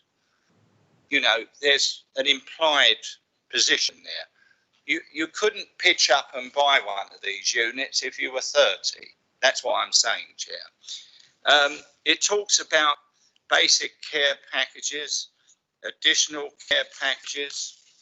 It talks about communal facilities. And there we touch upon health. A range of communal facilities provided, including the golf club, a health spa, including a physiotherapy suite, a swimming pool, doctor's health, professional consulting room, restaurants. You know, there's a whole manner of things there, Chair. And now, when we touch on to the transportation, this applicant, I think, has gone in excess of what they probably need to do, but they're providing an electric shuttle bus, which will provide the provision to ferry people backwards and forwards to the local shopping centres. They've even gone to the extent, Chair, for the provision of a public bus. The owner will subsidise a public bus service to facilitate travel to and from the development for the members of public and residents of the development. And why is this important? Because they are paying some £300,000 per annum for a 5-year period. So it's locked in. And this will be important, not just for this, but also for the St. Luke's Hospice, which is on the other side of the road, which you referred to, Chair. And when it talks about the highways, well, you know, I understood what the officer said, but, you know, we've read our documents and it says the owner will enter into a highways agreement. So I would suggest, Chair, that this should be a matter of the 106. Affordable housing we talk about. Well, if it's a C2 development, then the affordable housing goes out the window. Carbon offsetting. you know, there's another big plus for this development, local labour.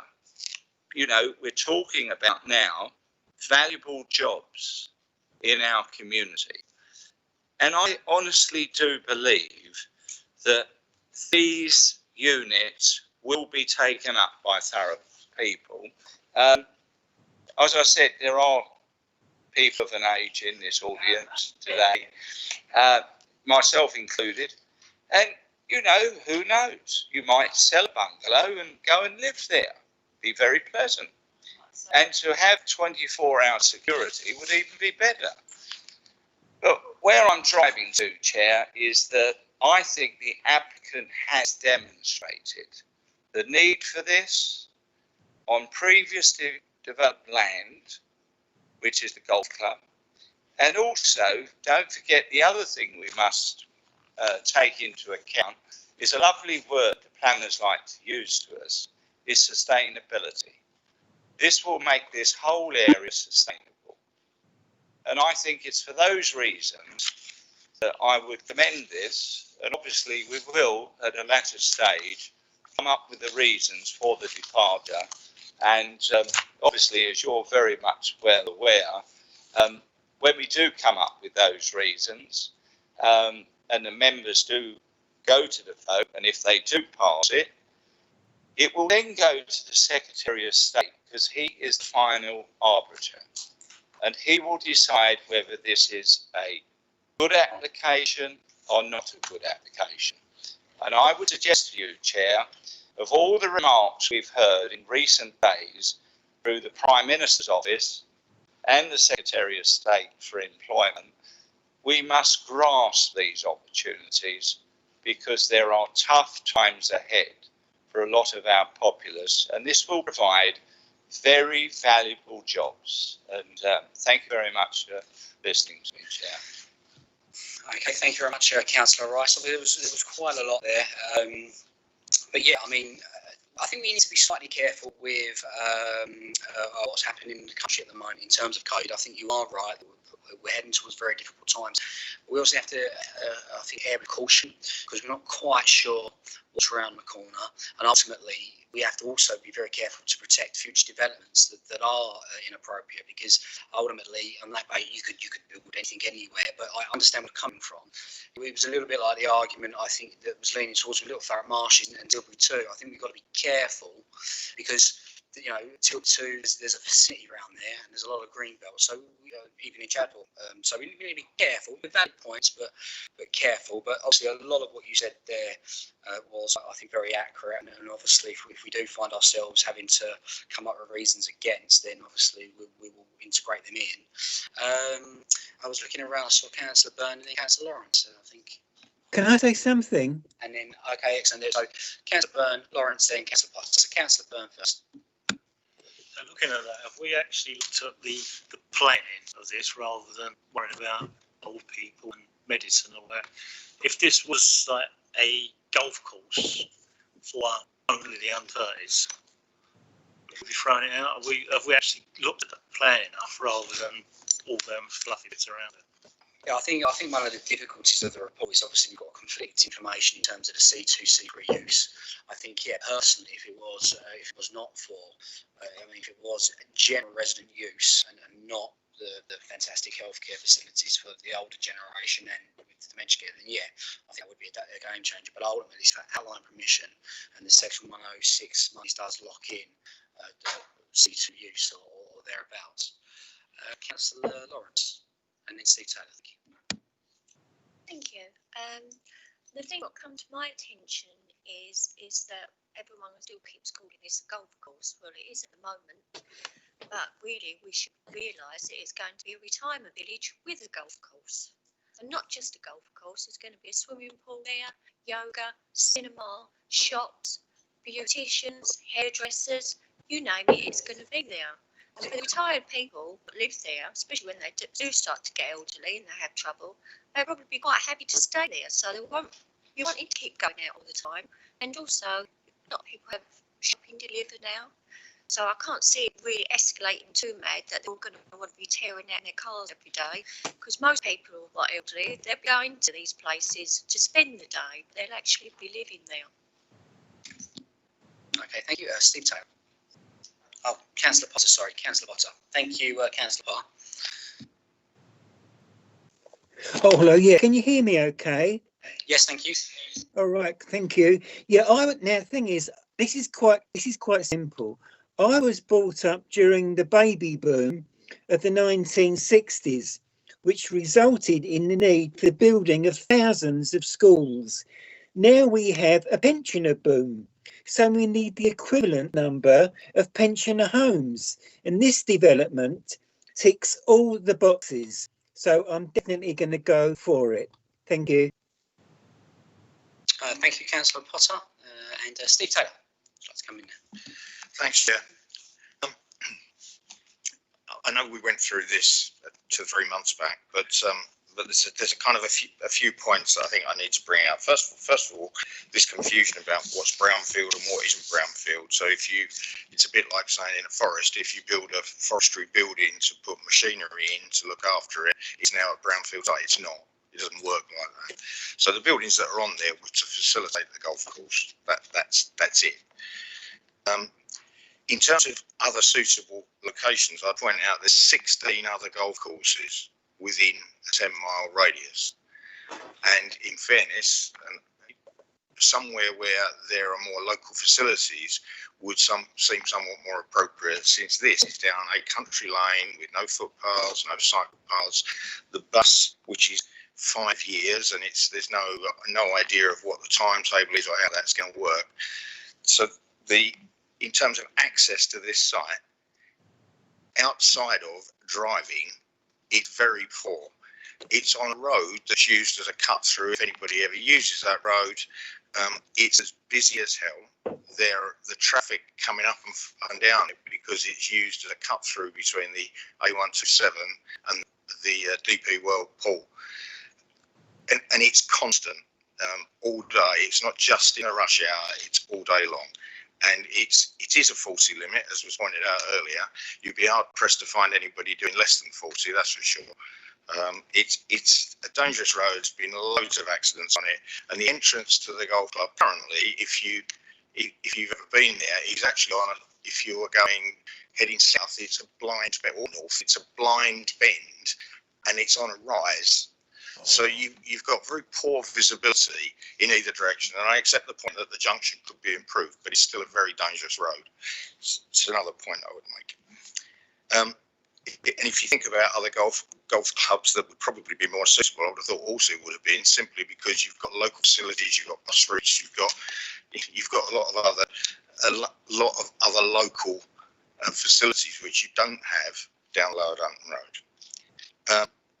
I'll point out, and I've said it before, but one of the previous applications in this area, the Secretary of State declared that this is a strategic corridor of Greenbelt, and the main reason for that is because it's the narrowest part of the Greenbelt all the way around the metropolitan Greenbelt, and this is kind of largely not in the middle of it, but it's not far off of, between Basildon and Cranham, which is up in still, which is Greater London, depending on how you choose to view it. Councillor Rice pointed out that this was something that could be lost forever. But I think you need to view Greenbelt that way. It's something that's lost forever, because once that's built on, that's finished. And that's somewhat, it takes the same argument, but down the avenue of, once you've lost the Greenbelt, it's finished permanently. Councillor Rice talks about a subjective view, and I guess we all have a subjective view. But the fact that there is a legal document, I think the legal representative that we have, the point they're making is, this isn't about being subjective, this is about having evidence to support the decision you make. And I'm not sure how the process would go forward to try to dream up the evidence that would defeat the 7 points that Chris brought up. And in terms of who might go there, there's a letter which I think came in too late and was rejected. But a lady locally in Lower Dunstan Road did quite a lot of work in terms of understanding where the support for this development came from. What was interesting is in the initial stage, which was back in December, I believe it was early December 15th or 13th of December through to the 15th of February, 8th of December to the 15th of February, there were 56 responses. Then there was nothing until another 48 came in April, in about 2 weeks. And she's done an analysis of where they come from. And you'll be interested to know that most of them come from way out of the area, and they go as far as Buckinghamshire.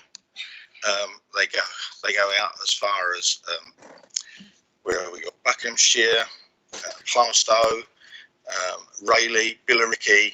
So they're going way out of Thurrock's range, and 18 of them were within Thurrock, and the other 30 are all remote to Thurrock. So it supports the argument that this is not necessarily local residents supporting it. What's interesting is one of them, when she did a bit more digging, happens to be the chief exec. I wonder why he would have written a letter of support. Apparently so. Well, it says identified as a member of the golf club, and one of them identified himself as the chief exec. She didn't have the name. So once again, there's some proof, some evidential proof about where the support is coming from. And it's strange how 50% of it popped up after the last planning application, where it had been quiet for some period of time. I wonder who possibly punted around the golf course and around the golf club and got people to write in. So needless to say, I would oppose this anyway because it's in the green belt. But the subjective view part, which I totally agree with Councillor Rice, yes, we all have a subjective view. But how you then build the evidence to support that, if that's what you're minded to do, will be a fascinating process. Thanks, Chair. No, excellent, thank you, and some very valid points. You're entirely right. I mean, in terms of the letters, I think Christine did highlight at the beginning that they were a little bit all over the place. So I think members are aware that there's probably a little bit of push from the golf club and the members.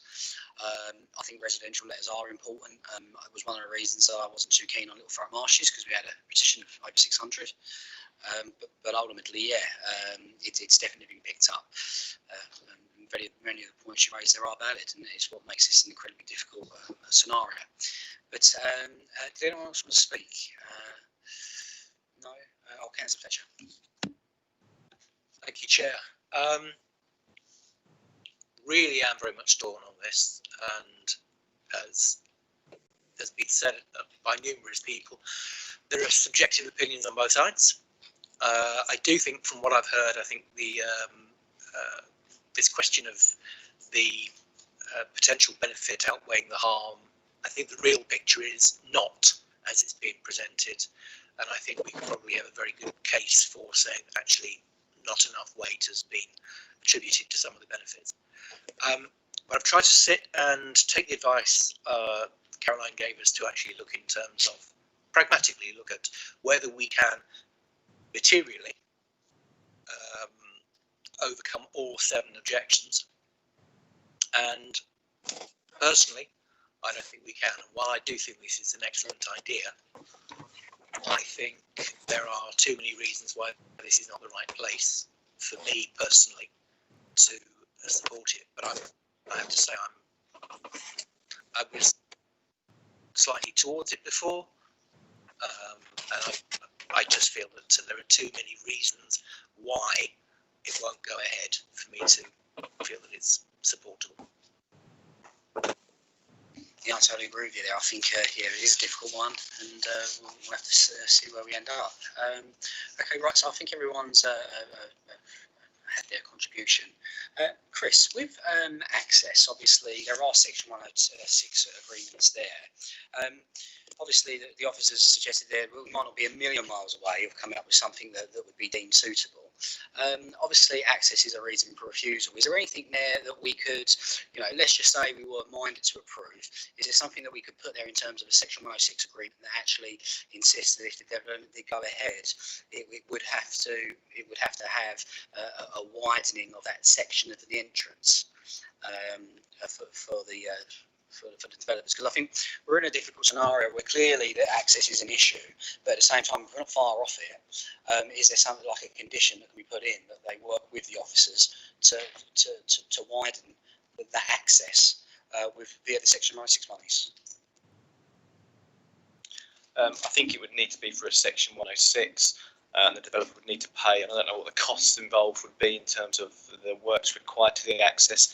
In terms of the draft heads of terms that have been put forward so far, there are references to highway improvements, but they're not to the extent of widening the road to create this access that is necessary from our own highways officers' point of view.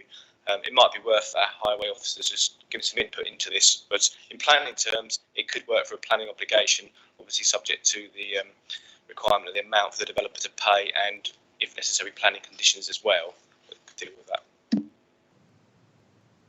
Okay, thank you. Matt, did you want to come in there? Thank you. Thank you, Chair.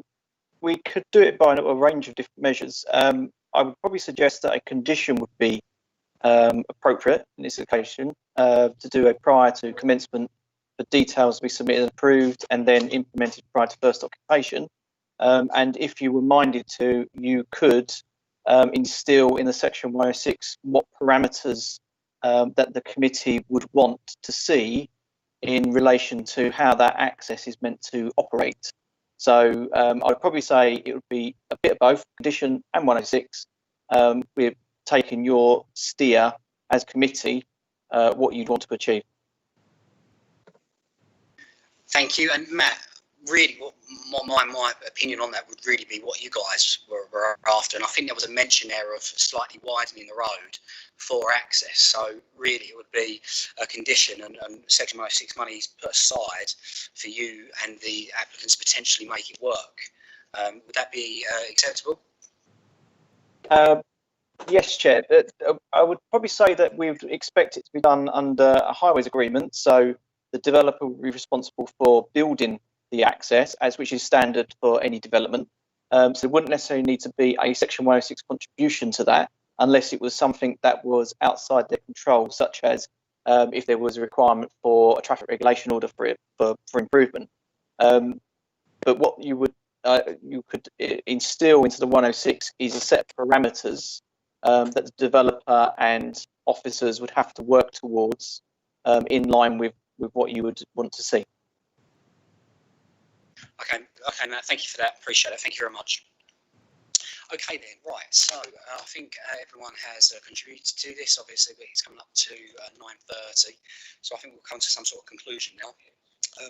I think based on what I've heard, it may be that we are minded to support, but what we'll do, we'll follow the guidance in the paper and find out where we are first, and then we'll take it from there. So looking at page 125, there is a recommendation there, 8.0 recommendation A and recommendation B. Lee, are you happy for us to go to a vote on those? Chair, just one clarification. The page 125 is the appendix, so that would be the original reasons for refusal, which has since been amended slightly. So it'd be page 41, 42, just over to 43. Okay. Page 41. So what we're looking at there is a recommendation 7.0 on page 41. Are you happy for us to go to vote there, Lee? Yes, Chair. Just highlight that there's two recommendations, as Chris mentioned. So the recommendation A, which deals with habitats regulations, then moves on to recommendation B, which is the application proper. Excellent. Okay. So first of all, I'm looking for somebody who to recommend that. Are there any members of the planning committee who want to recommend 7.0? Recommendation A. Yeah. Councillor Fletcher. And is that seconded? Councillor Byrne. So the local planning authority formally determined pursuit of regulation 61 of the Conservation Habitats and Species Regulation as amended, and on the basis of the information that the development proposed will not have a likely significant effect on the European site, either alone or in combination with other plans or projections. So, Lee, what we're saying is, if we approve that, we then can't go on to approval, just to get my understanding, or is it just? No, it's so that by approving this, it's determining that it's not going to have a likely significant effect, Okay, so that allows you to then move on to the next. Fine.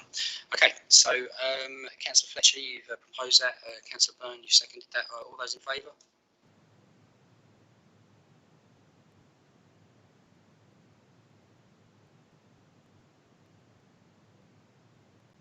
Two. Okay, and all those against?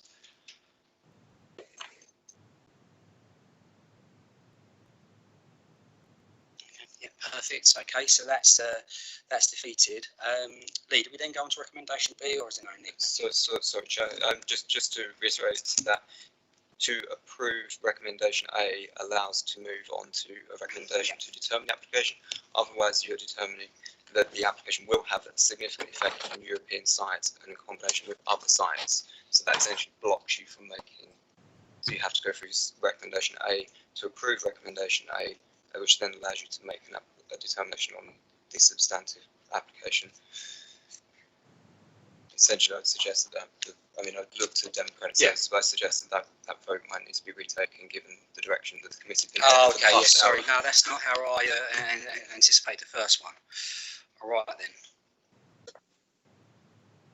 Okay, so I do apologise about that.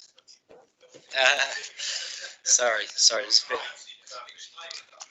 Yeah, sorry, right. So there's a bit of confusion there. So recommendation A 7.1, the local planning authority formally determined pursuit of the regulation 61 of the Conservation and Habitat Species Regulations 2017. And that was recommended by Councillor Fletcher, seconded by Councillor Byrne. All those in favour, please raise your hands. Sorry about that. Yeah.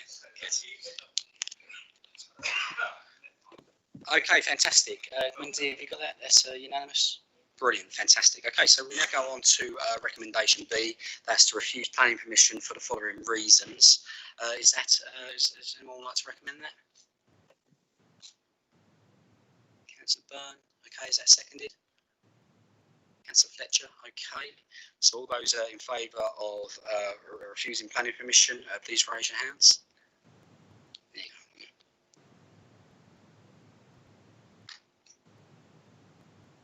And all those against?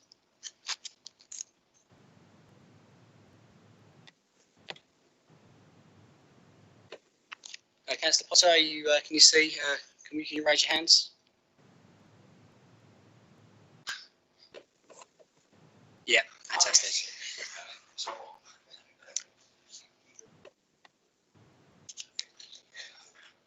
Yeah, brilliant.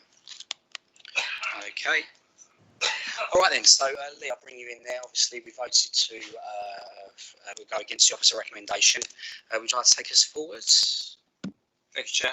So it's useful at this point just to refer back to the Constitution. So the Council Constitution Chapter 5, Part 3 deals with Planning Committee, and just go straight to 7.4, which essentially says if the committee is still minded to approve, then it will again consider its reasons for granting permission, and a summary of the planning reasons for that decision will be given, which reasons must be then formally recorded in the minutes of the meeting. It's important that the justification for departing from the recommendation that is recorded in the minutes are those reasons given at committee and in public, and that the justification is not subject to later elaboration in the minutes, which is more extensive than the oral presentation.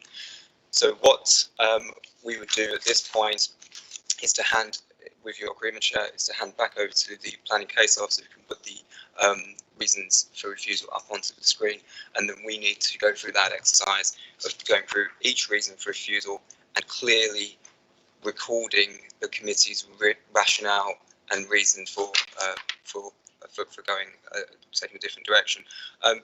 Chair, just before you do that, just wanted to come back in on a point which Councillor Rice made about the QC advice. Listening to the advice which was read out by Councillor Rice and our own legal rep, I hear the same thing being said. The weightings that are there they are subjective to a certain extent, but they do need to be cogent, clear, convincing, substantiated upon evidence, reasons why you would move away from the weightings that are given in the report.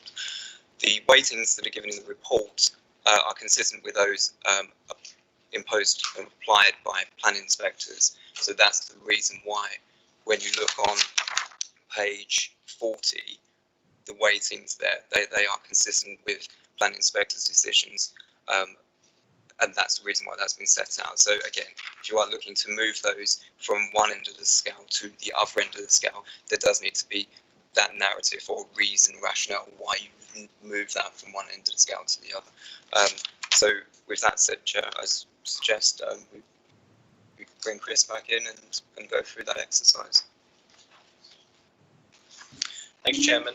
I guess it should also be noted that what are we saying now in terms of justifying or trying to justify overcoming those reasons of refusal? We do need to then obviously bear that in mind in terms of the future procedure referral to the Secretary of State. So this is obviously creating that sort of evidence base for that. Yeah. So the reasons of refusal, the first one is obviously the Greenbelt reason, the facts put forward as officers recommended. In terms of facts put forward as very special circumstances do not outweigh inappropriate development, openness on the Greenbelt and the material considerations from what all the other additional reasons of refusal say.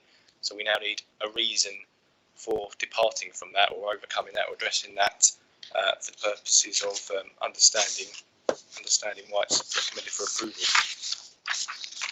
Okay, thank you. All right, then I'll start. Did you want to go, so we do one at a time, or do you want me to read through potential? Yeah. We'll start. Just if you want to do one at a time, so you give me the reasons, yeah, and I'll do the next reason, and then we'll do that way. Excellent. All right, then. So looking at a green belt, obviously, in assessing the harm to the green belt and weighing the benefits of the scheme, we're of course as councillors not required to apply the same weighting or reach the same conclusions as planning officers. On that basis, my first point for approval would be that the provision of the housings to meet the needs of an ageing population set against a very substantial undersupply of housing in the area. And obviously this is based on our undersupply of 5-year housing targets, which is a requirement by central government.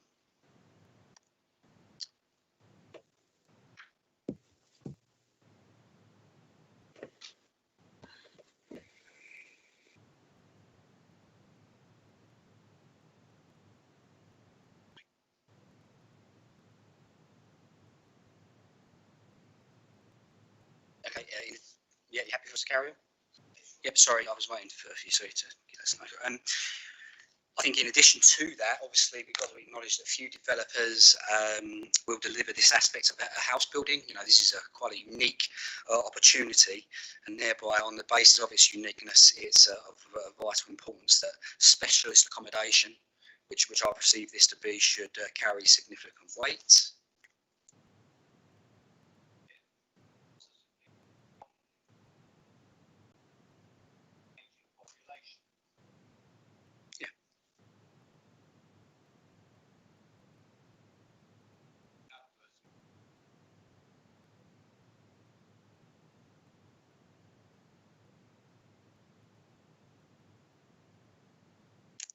Okay, I'll continue. That's all right. Obviously, the provision of the upgraded sports facility and country club will obviously bring investment to the area, and this is obviously going to bring more jobs to the site, which would strike, I think, a good balance between houses and jobs, which, of course, ultimately this is going to secure the future of the site.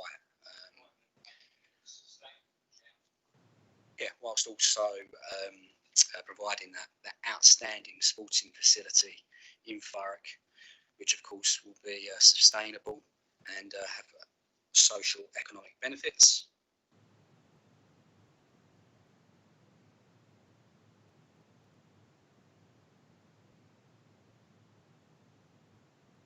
Excellent. Okay. Did anyone else want to add anything for Greenbelt before I move on to number 2? Obviously, Chair, we have to take into consideration that most of the golf club is previously developed land. So, you know, we do have to take that into consideration as we depart from a policy. And obviously maintaining momentum and the delivery of regeneration within the Thames Gateway area. Okay, thank you. Based on those points, Joe, I'm just going to put the lead in, because obviously it's really important if we do go down, it needs to be clear and concise. So if Lee's not happy, we'll take it from there. Chair, just I guess just some advice to members really. The table on page 40 sets out the weighting that's been given by officers. And I'm hearing some of this, but just so we can structure this, it might be useful to refer to the table on page 40 and then just step through those, because for instance, one of the points that was just been mentioned about positively contributing towards a housing land supply, that's already been given significant weight in the table. I just want us to be clear in where there is a difference of opinion, where if it moves from a limited weight to a moderate weight or significant weight, and I think that would just help us to structure this next section. This is a suggestion. Well, Chair, as I did put in my speech, I honestly believe the role of the application site in the Greenbelt, the officers say there's no weight, there should be some weight on that. When we talk about use of previous developed land, which is the bulk of the golf club, the officers say there's no weight. It's my maintaining there should be weight put on that. They talk about the sustainability of the site and the lack of alternative sites. They talk about limited weight. I think that should be significant weight. And then they talk about positively responding to an ageing population in Thurrock. Again, the officers talk about limited weight. I think that should be considerable weight. And then meeting Pacific housing needs, the officers talk again about limited weight. That should be considerable weight, because we're talking about now providing for the over 55 population in our borough. And then we talk about delivery of healthcare and wellbeing improvements. Again, the officers talk about limited weight. Again, I honestly believe that should be considerable weight. They talk about the ability to positively contribute towards the housing land supply. The officers say significant weight. I absolutely agree with that. Improving the sport and leisure offer for Thurrock. The officers say limited weight. I believe that should be significant weight, because you're going to open up all sorts of extra avenues for the residents in Thurrock. Increasing participation levels in sport. The officers say it's limited weight. I think that should be significant, because in the over 55s, if you're going to keep them fit, you have to give them something to do. And, you know, there's going to be plenty of facilities within that provision. And then this is the most surprising one, the provision of new employment opportunities. The officers say limited weight. That's got to be significant, because we're now talking about 500 new jobs through construction and 300 permanent jobs. And with COVID-19 and the unemployment this economy will suffer locally and nationally, we will need those jobs, and that's very important. And then the officers talk about maintaining momentum and delivery of regeneration. There's very limited weight. Again, I would say there's significant weight, because what we're doing is we're creating a whole new infrastructure for the over 55s in our community, of which Councillor Potter did allure to by saying that he's part of the baby boom of the 60s and the late 50s. So am I, and I look round and I can see some of my colleagues are similar. And then it talks about within the Thames Gateway, and talks about sustainability and social economic benefits.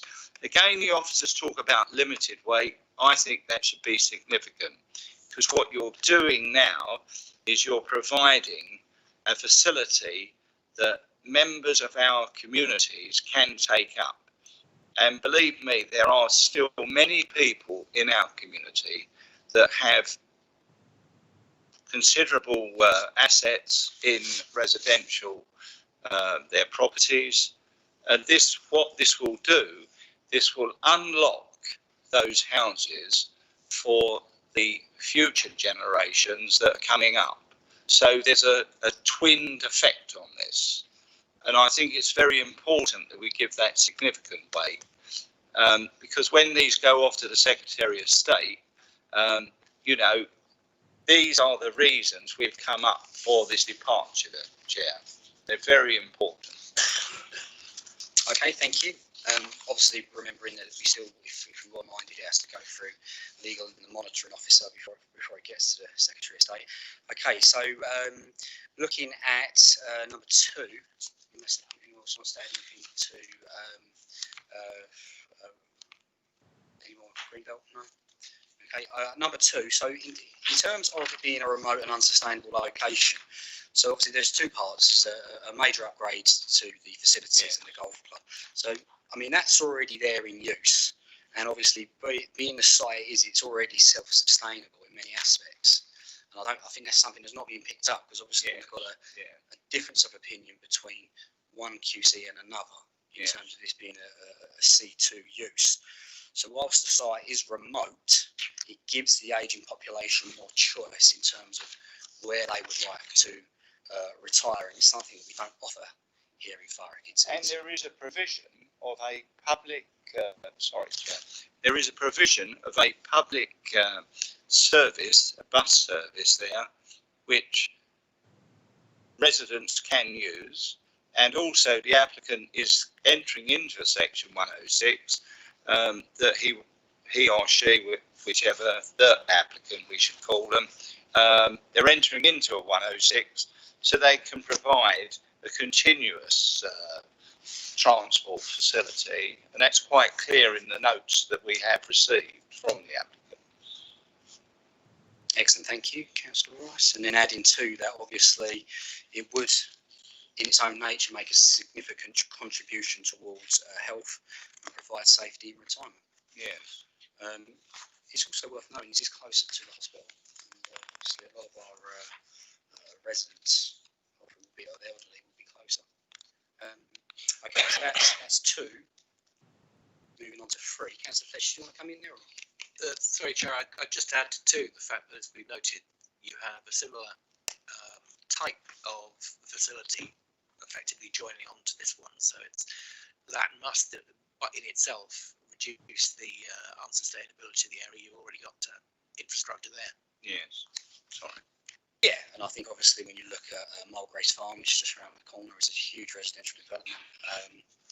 Yes, a very good point. So then we go on to item 3. Now this is obviously the class use, and obviously we've got legal, we've got the officers, and when we have QCs giving us a difference of opinion, that's Tom Cosgrove QC.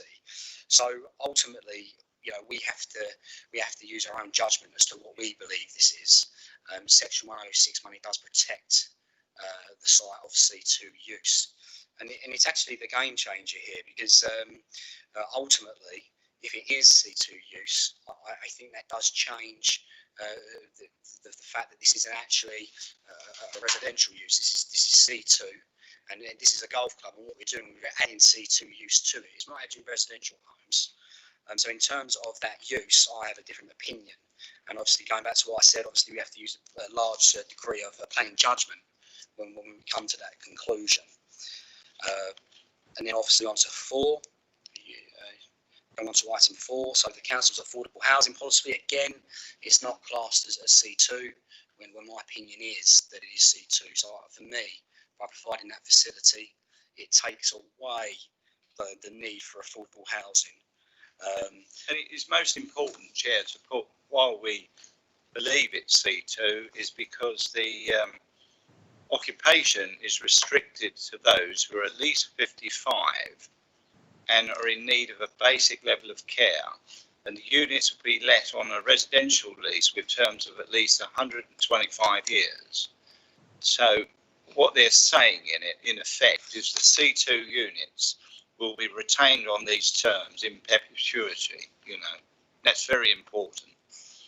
Yep, and adding to the affordability, obviously it includes dementia care in the form of a care home, and as the QC says, this goes way beyond C2 classification raised by Mr. Cosgrove. His interpretation complies with these precedents, and based on that, the council interpretation, in my opinion, that this is actually a C2 site. There is there's contactless thermal screening,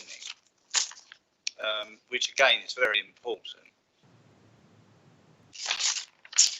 Okay, right, so then going on to number 5, that's design and location. So in terms of the design being of low quality, as reported in the report, that's not my interpretation. Actually, these homes have to be of a high quality to attract the people. It has to be sustainable to the population who will be living on site.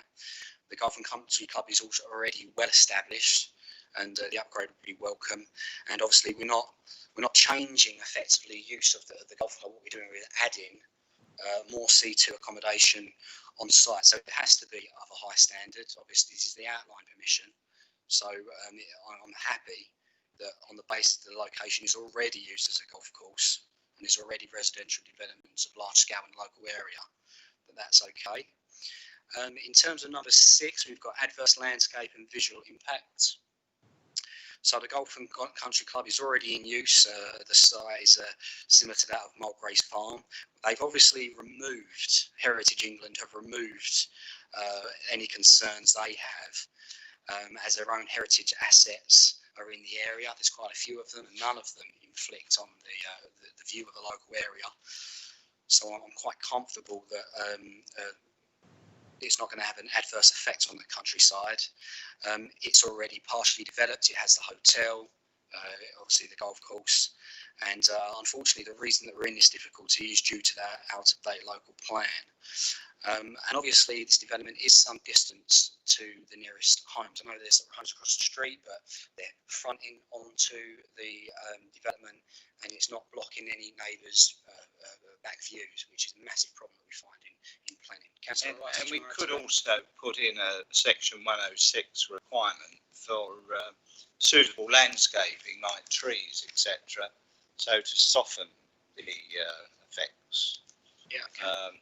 Which most golf courses do have, and surrounding areas of golf courses. Okay. Yes. Excellent. Anything else to add there? No, okay. Right, and then that takes us on to the last one, number 7. Now, access. Obviously, looking at what the developer's done so far, they've removed one access point at the request of highways. It's always difficult on a road like this. I think it would be unrealistic to look at any of the developments and say that the whole road has to be upgraded. Otherwise, you'd never be able to develop anything on there. The proposed access and the existing access, the services to the golf club, I'm confident that can be looked after under section 106. Councillor Rice? I think you're absolutely right, Chair. The 106 is important, and we've heard from our highways expert today, Matthew, that can be overcome in a 106. Yeah, okay. So that's obviously something that would be a desire on the vote. And then obviously the electric shuttle bus is important. Obviously that is going to take a huge volume of pressure off the site. And ultimately, we've also got to understand that this site is self-sustainable. So whilst it's providing healthcare, it also provides a lot of health needs for those residents. So the additional use is already there in terms of the golf club and the hotel. The additional use of the C2 use, I think, would be limited on the basis that a lot of it is self-sustainable. And if the developer can work with the council to widen the access, I think that would be suitable. And obviously, we need to look at what we've approved recently, such as Mulgraves Farm, in terms of access. So that's all 7 reasons, and obviously there are opinions. So I do apologise that took quite long.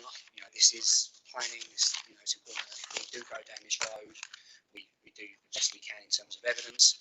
I'll now pass on to Lee and Legal. They'll give us their opinion on what we've come up with there. So just in addition, Lee, we wanted a condition to install parameters for the access, and Councillor Rice, you had another condition in terms of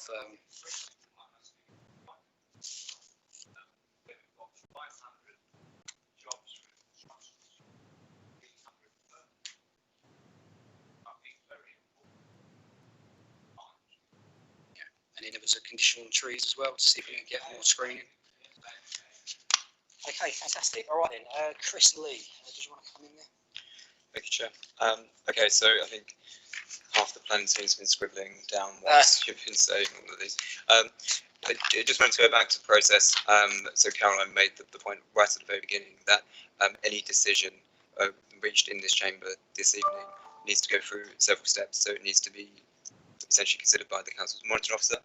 So subject to the decision being considered lawful, then it would be moving on to the Secretary of State, subject to the application not being called into a public inquiry, and then we need to deal with conditions in 106. So that would be typically in conjunction with the chair and myself. We would agree on the wordings of the 106 and the draft of the conditions. So that's kind of the steps that we would need to go through. And each one is fairly significant. Listen to the debate and what factors have been put forward by the committee. Professionally, I obviously include the report that's in here. So in terms of the weightings that are attributed, that's the professional judgment of the planning team. So it's as you'd expect. It's always and and I guess the next one of the last points we need to consider this evening is then whether it moves from what Caroline has referred to as an unwise to an unlawful decision. And so from my perspective, the way that the officer's recommendation, the reasons for refusal, and the rationale and the evidence behind that is the right one. So obviously I can't necessarily agree with the committee's decision on this occasion, but what I would do is bring Caroline back in for the final word from a legal perspective before we went to any final votes.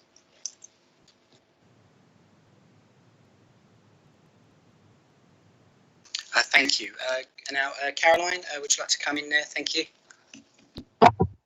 So I'm not entirely clear what it is I'm commenting on. The sound's been going a bit actually, and I found, has somebody summarised this so that we can go through it again, because I think it was a lot of toing and froing, and all this is going to have to be minuted. So I really do think we need to just reel back a little bit and just see exactly what has been said and the evidence for it, etc., etc. So because what we want to do is go through, what reasons for not going with off each of these reasons, evidence, and then of course the overall balance. So they're the things that need to be addressed, recorded, minuted, and then officers will obviously take a view.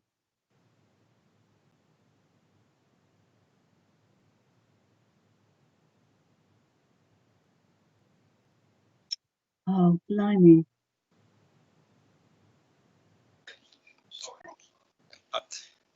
I'm just saying, Chair, hear what the legal person has said, that the committee has made a will.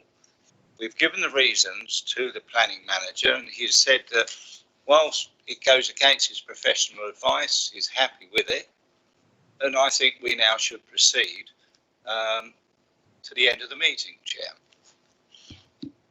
Okay, thank you. Lee, would you like to come in there? Thank you. What's your opinion on it? Chair, again, going back to the Constitution, the reasons for departure from recommendation do need to be clearly recorded in the minutes. And if Caroline if we need to spend just a few minutes of adjournment just to make sure we've captured all of those, that may be the most pragmatic to confer with officers. Because as I say, I'm conscious that there was a lot being downloaded by multiple people. So if we can adjourn for maybe a couple of moments and then we can have a look at that replay, and then we can take stock and maybe then move forward. Okay, so what I'll do is we'll adjourn for a moment. That will allow the officers to go through what's being said to inform Caroline, and we'll take it from there. Thank you.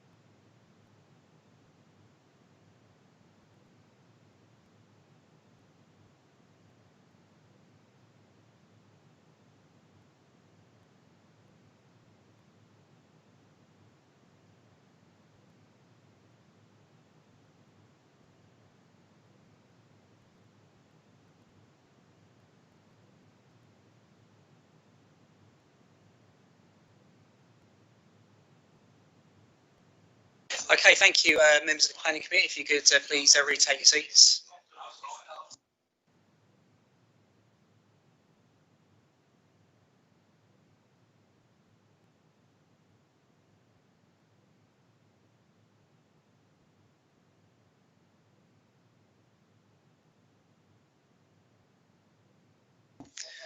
Okay, planning committee members, I understand the officers are ready, so if we could all take our seats, please, and hopefully we'll come to some form of conclusion.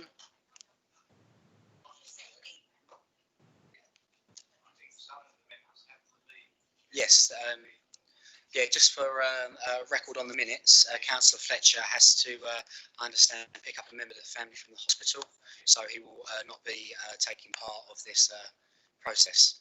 Okay, I'd like to continue with the meeting, please.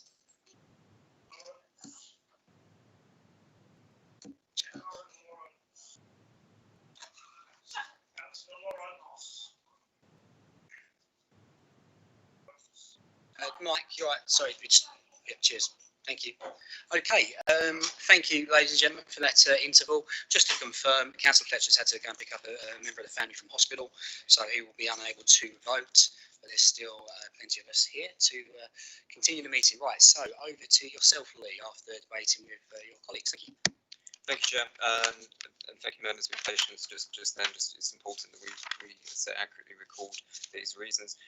So we've gone through the notes.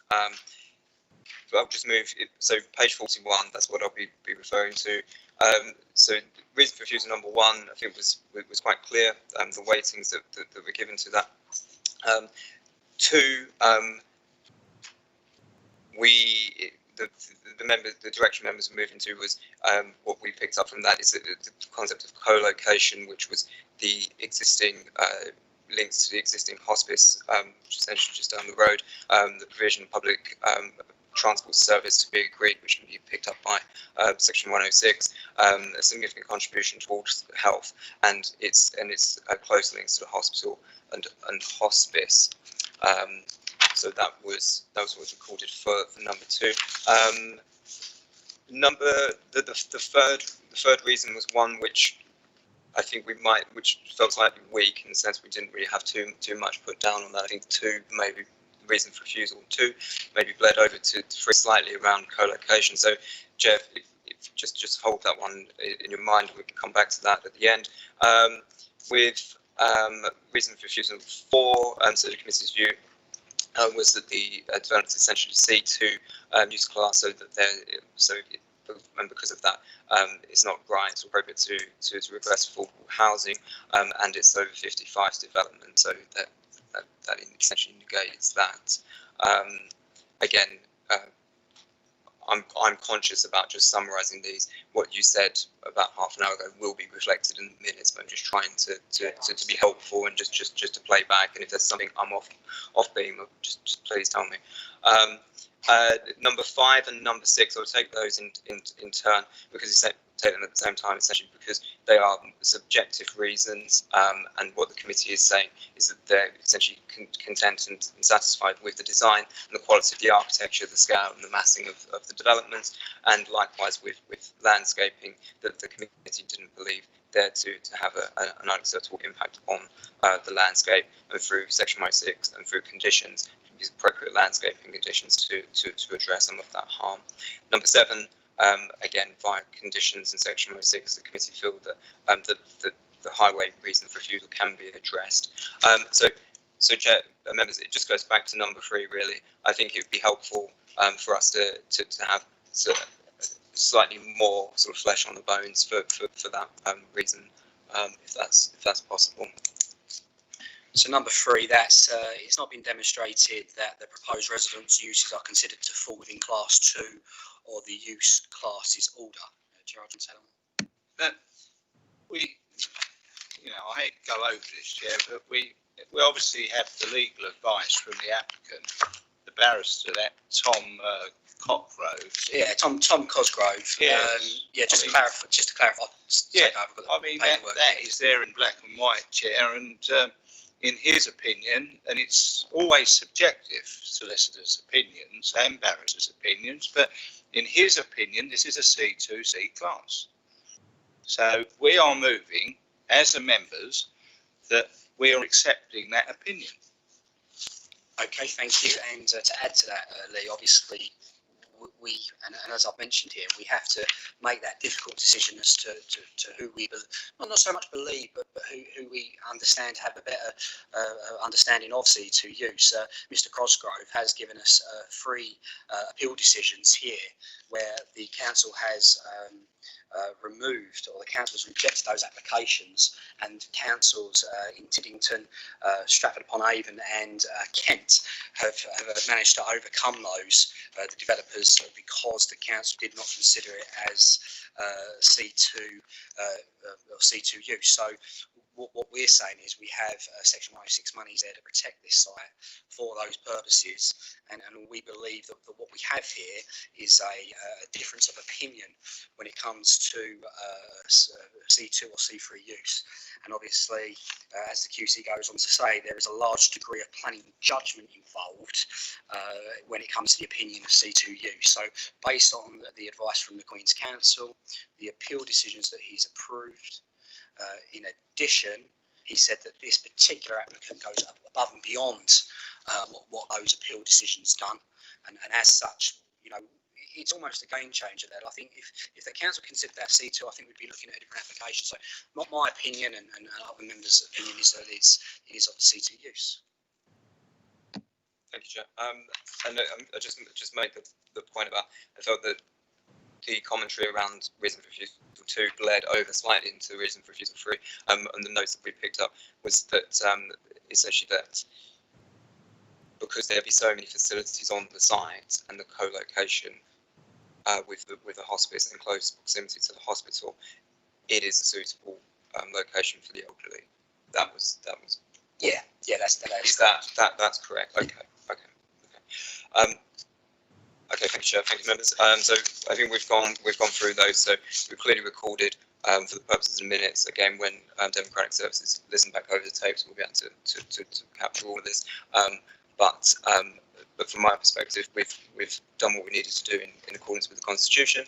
I think it's right that I do pass back to legal just for any final word before we go to the vote, and then that's that. Hello, yeah. Yes, let's we just got to go to legal and then pick up here. A lot of discussion on C2. Caroline, would you like to come in there? Yeah. There's been a lot of discussion on C2, C3. Reason for refusal is actually on need, not C2, C3. I think that I think you need to address this. I mean, I'm not impressed by the evidence. I have to say it's very borderline, but.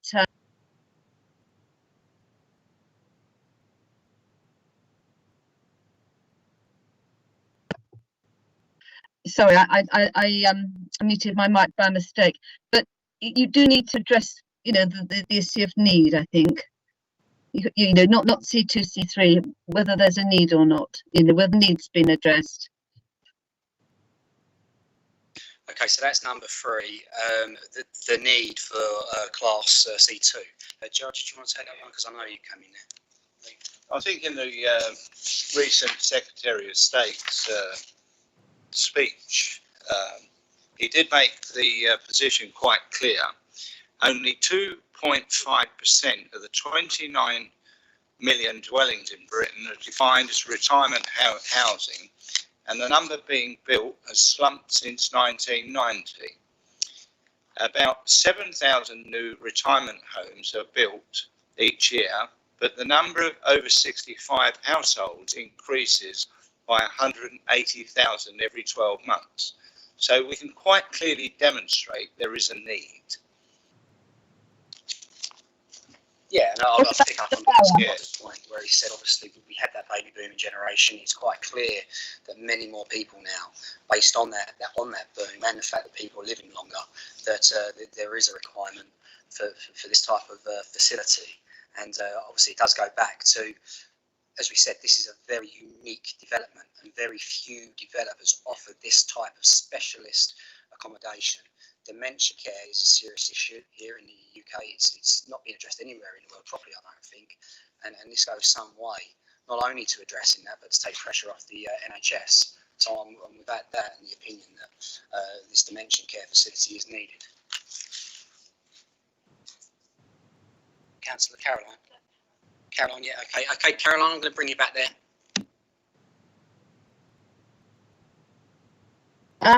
Yeah, what about needs in the borough? I mean, I know you've done general needs, but you know, needs in the borough. Yes, there is an ageing population in Thurrock. It's proven in our stats, and this is a much needed facility for the over 55s. You know, how much more do we have to say? These are the stats. If we look at the stats that are within our council's hold, those stats are quite clear. We have an elderly population that's growing. Now, the legal advisor might not agree with me, but those are the facts that we have within our borough, Chair.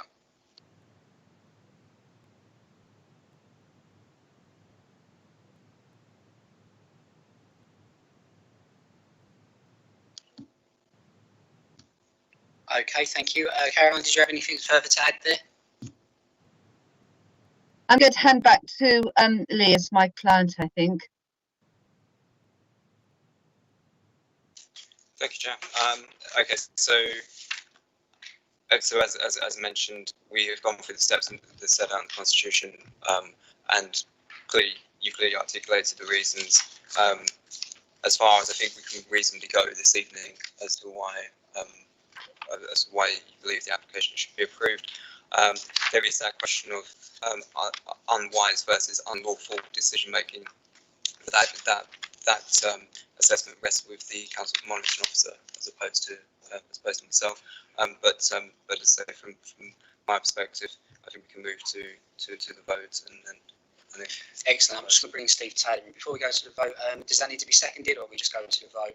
Okay, and is it just approval based on the recommendations and conditions? Yeah. Yes, sorry, Chair. So it would be to approve subject to referral to the Secretary of State, subject to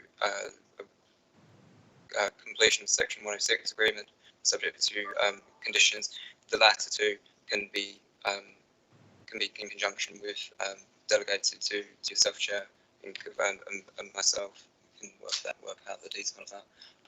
But that first, almost transparent step would be the review from the Council's MO, but that's an internal process more than it was. So. Sure. When we go to the vote, do I need to read all those reasons out, or just approve with subject to Secretary of State? Referral to Secretary of State conditions. Referral subject to Secretary of State and conditions. Yeah. Okay, just before we get there, Gerard, Steve had his hand up. Steve, would you like to comment? Well, obviously, I'm dead against this anyway, but one of the things I think might have been helpful when Councillor Rice was talking about the ageing population, rather than sort of quoting what the Secretary of State says, I would have thought maybe from our own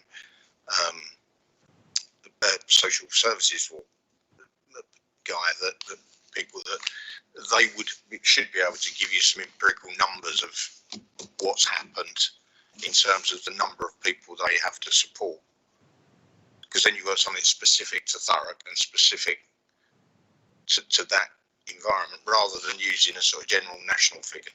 It was only just a thought, might help. The only thing I would say, obviously we've gone through that extensively. I think clearly we've come up with those reasons. I understand that the council may have a different opinion. You certainly do, but I'm happy with what we've come up with. I'm happy to say that, but it's a very valid point. Okay then, so thank you everyone. We'll just go to the vote now, and that is to approve application reference 19/01662/FUL. That's Langdon Hills Golf Club, and that's approval subject to referral to the Secretary of State and plus conditions. Langdon Hills Golf and Country Club, Lower Dunton Road, Waltham. Okay, so all those in favour, please raise your hands.